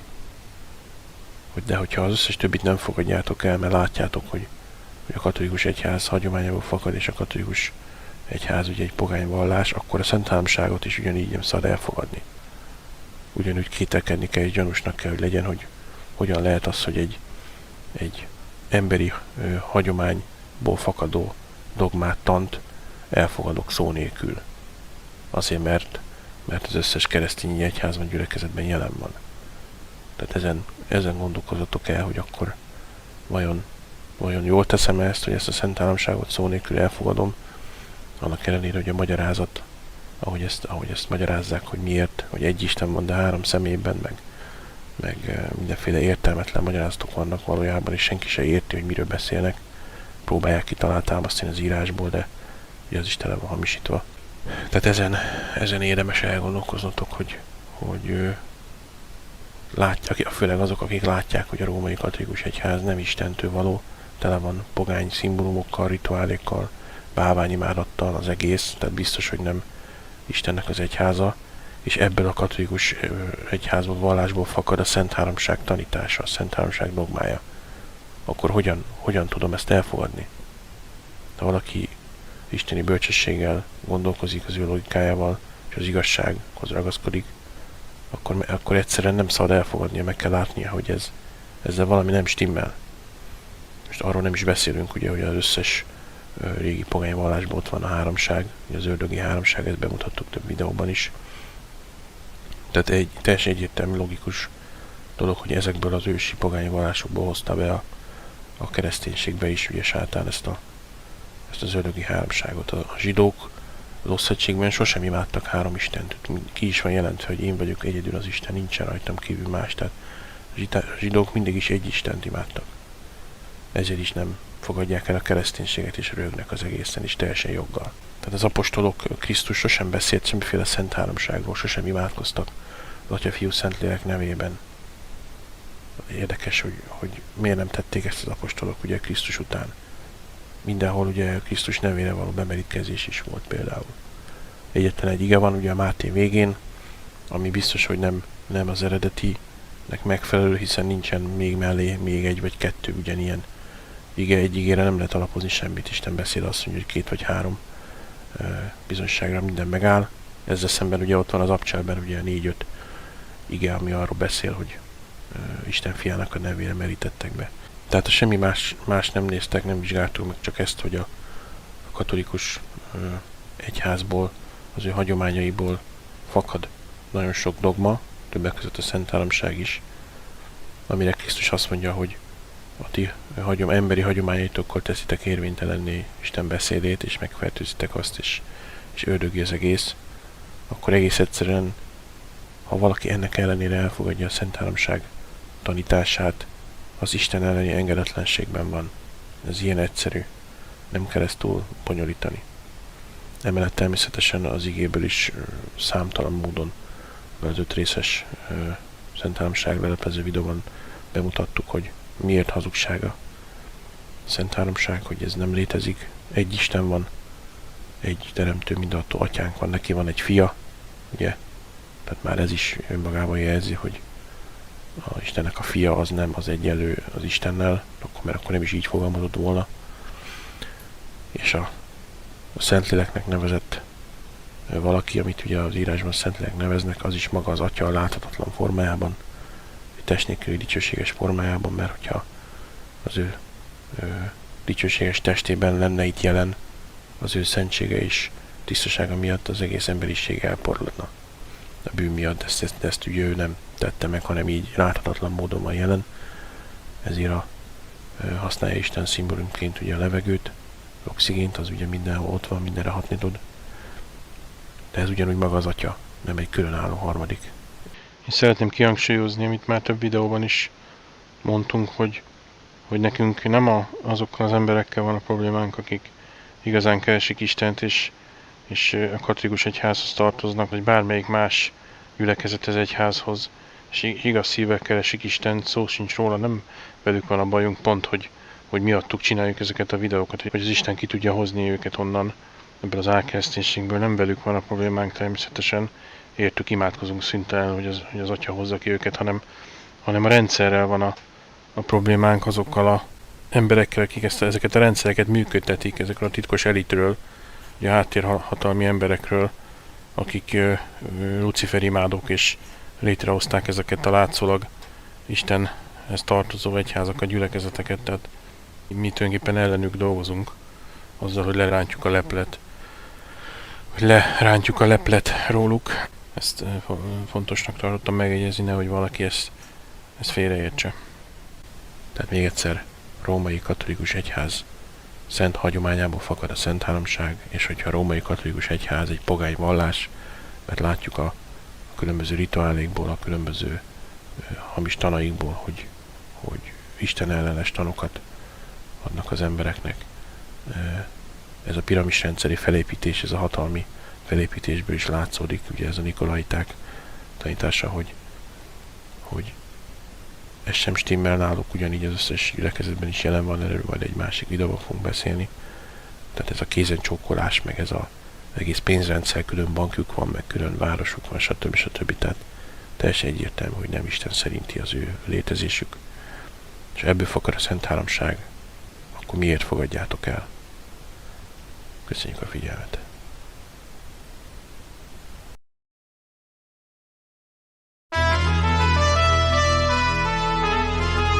A 10 parancsolat.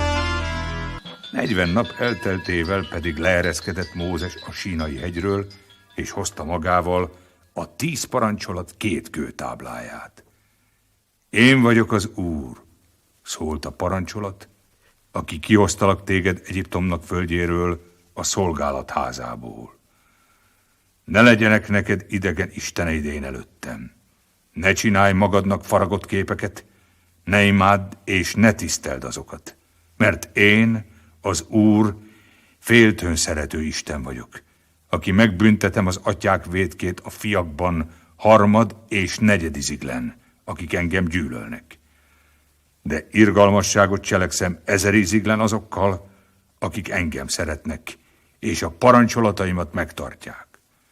Az Úrnak, a te Istenednek nevét hiába felnevedd, mert nem hagyja az Úr büntetés nélkül, aki az ő nevét hiába felveszi. Megemlékezzél a szombatnapról, hogy megszenteljed azt. 6 napon át munkálkodjál, és végezd minden dolgodat, de a 7. nap az Úrnak, a te Istenednek a szombatja. Semmi dolgot ne tégy azon.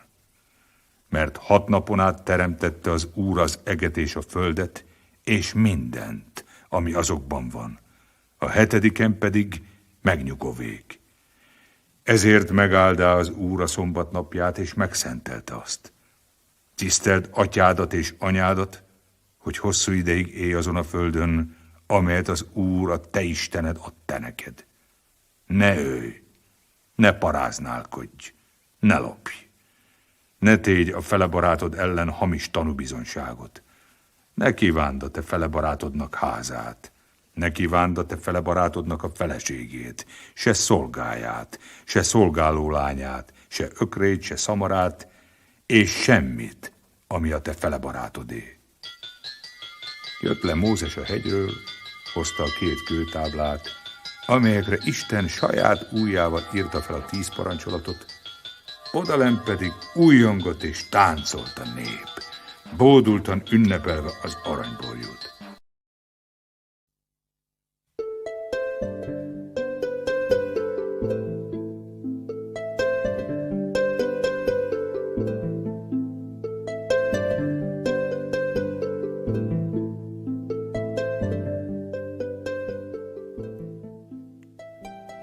Zsoltárok könyve. Első Zsoltár. Boldog ember az, aki nem jár gonoszok tanácsán, bűnösök útján meg nem áll, és csúfolódók székében nem ül, hanem az Úr törvényében van gyönyörűsége, és az ő törvényéről gondolkodik éjjel és nappal. És olyan lesz, mint a folyóvizek mellé ültetett fa, amely ideje korán megadja gyümölcsét, és levele nem hervad el, és minden munkájában jó szerencsés lészen. Nem úgy a gonoszok, hanem mint a polyva, amit szétszór a szél. Azért nem állhatnak meg a gonoszok az ítéletben, sem a bűnösök az igazak gyülekezetében. Mert tudja az Úr az igazak útját, a gonoszok útja pedig elvész.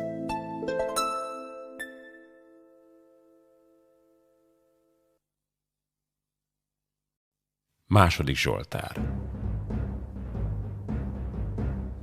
Miért dühösködnek a pogányok, és gondolnak hiába valóságot a népek? A föld királyai felkerekednek, és a fejedelmek együtt tanácskoznak az Úr ellen és az ő felkentje ellen. Szaggassuk le az ő bilincseiket, és dobjuk le magunkról köteleiket!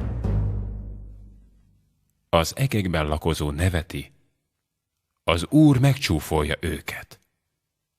Majd szól nékik haragjában, és megrettenti őket gerjedelmében. Én kentem ám fel az én királyomat a Sionon, az én szent hegyemen. Törvényül hirdetem. Az Úr mondá nékem, én fiam vagy te, én ma nemzettelek téged. Kérjed tőlem, és odaadom néked a pogányokat örökségül, és birtokodul a föld határait. Összetöröd őket vasvesszővel, széjjel zúzod őket, mint cserép edényt. Azért, királyok, legyetek eszesek, és okuljatok földnek bírái. Szolgáljátok az Urat félelemmel, és örüljetek reszketéssel. Csókoljátok a fiút, hogy meg ne haragudjék, és el ne vesszetek az úton, mert hamar felgerjed az ő haragja. Boldogok mindazok, akik ő benne bíznak. 37. Zsoltár. Dávidé.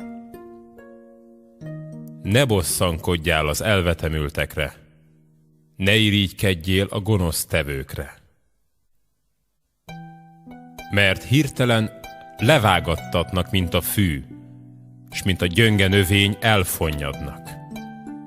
Bízzál az Úrban, és jót cselekedjél.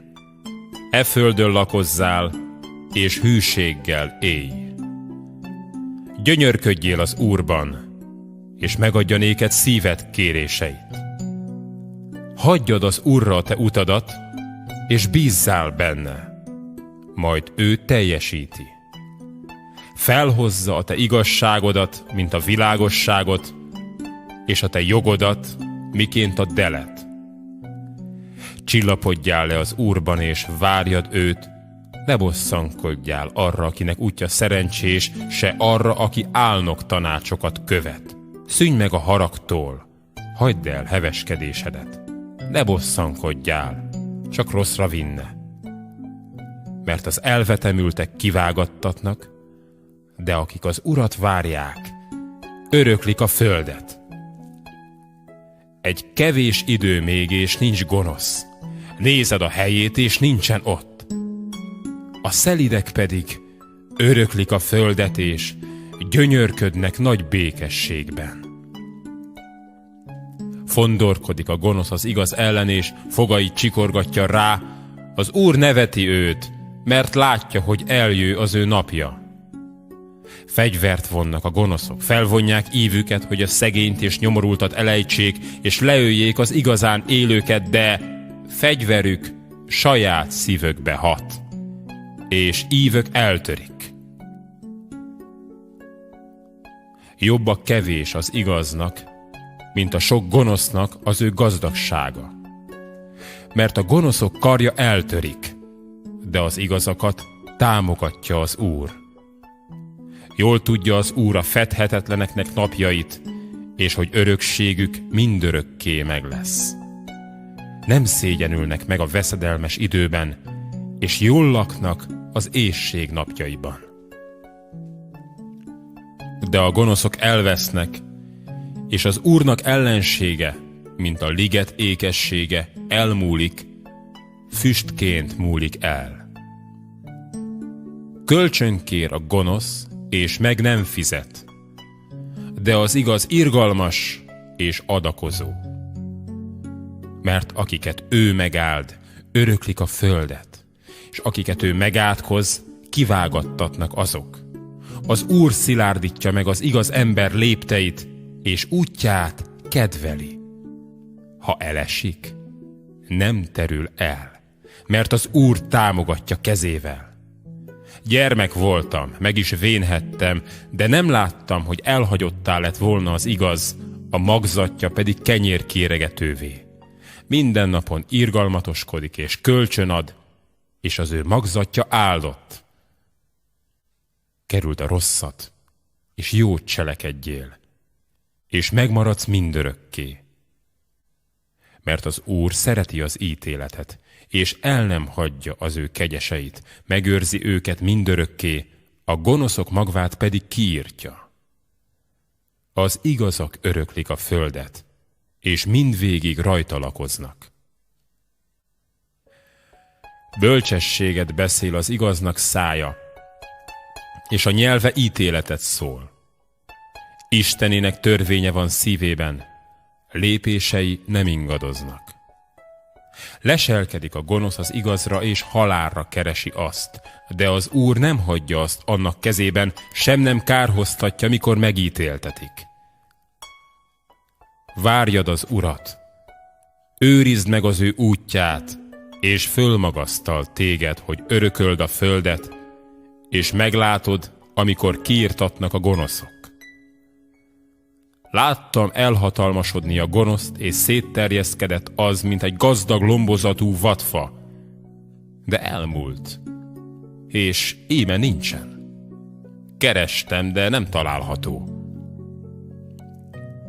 Ügyelj a fedhetetlenre, nézd a becsületest, mert a jövendő a béke emberéé. De a bűnösök mind elvesznek, a gonosznak vége pusztulás. Az igazak segedelme pedig az Úrtól van, ő az ő erősségük a háborúság idején. Megvédi őket az Úr, és megszabadítja őket. Megszabadítja őket a gonoszoktól, és megsegíti őket, mert ő benne bíznak.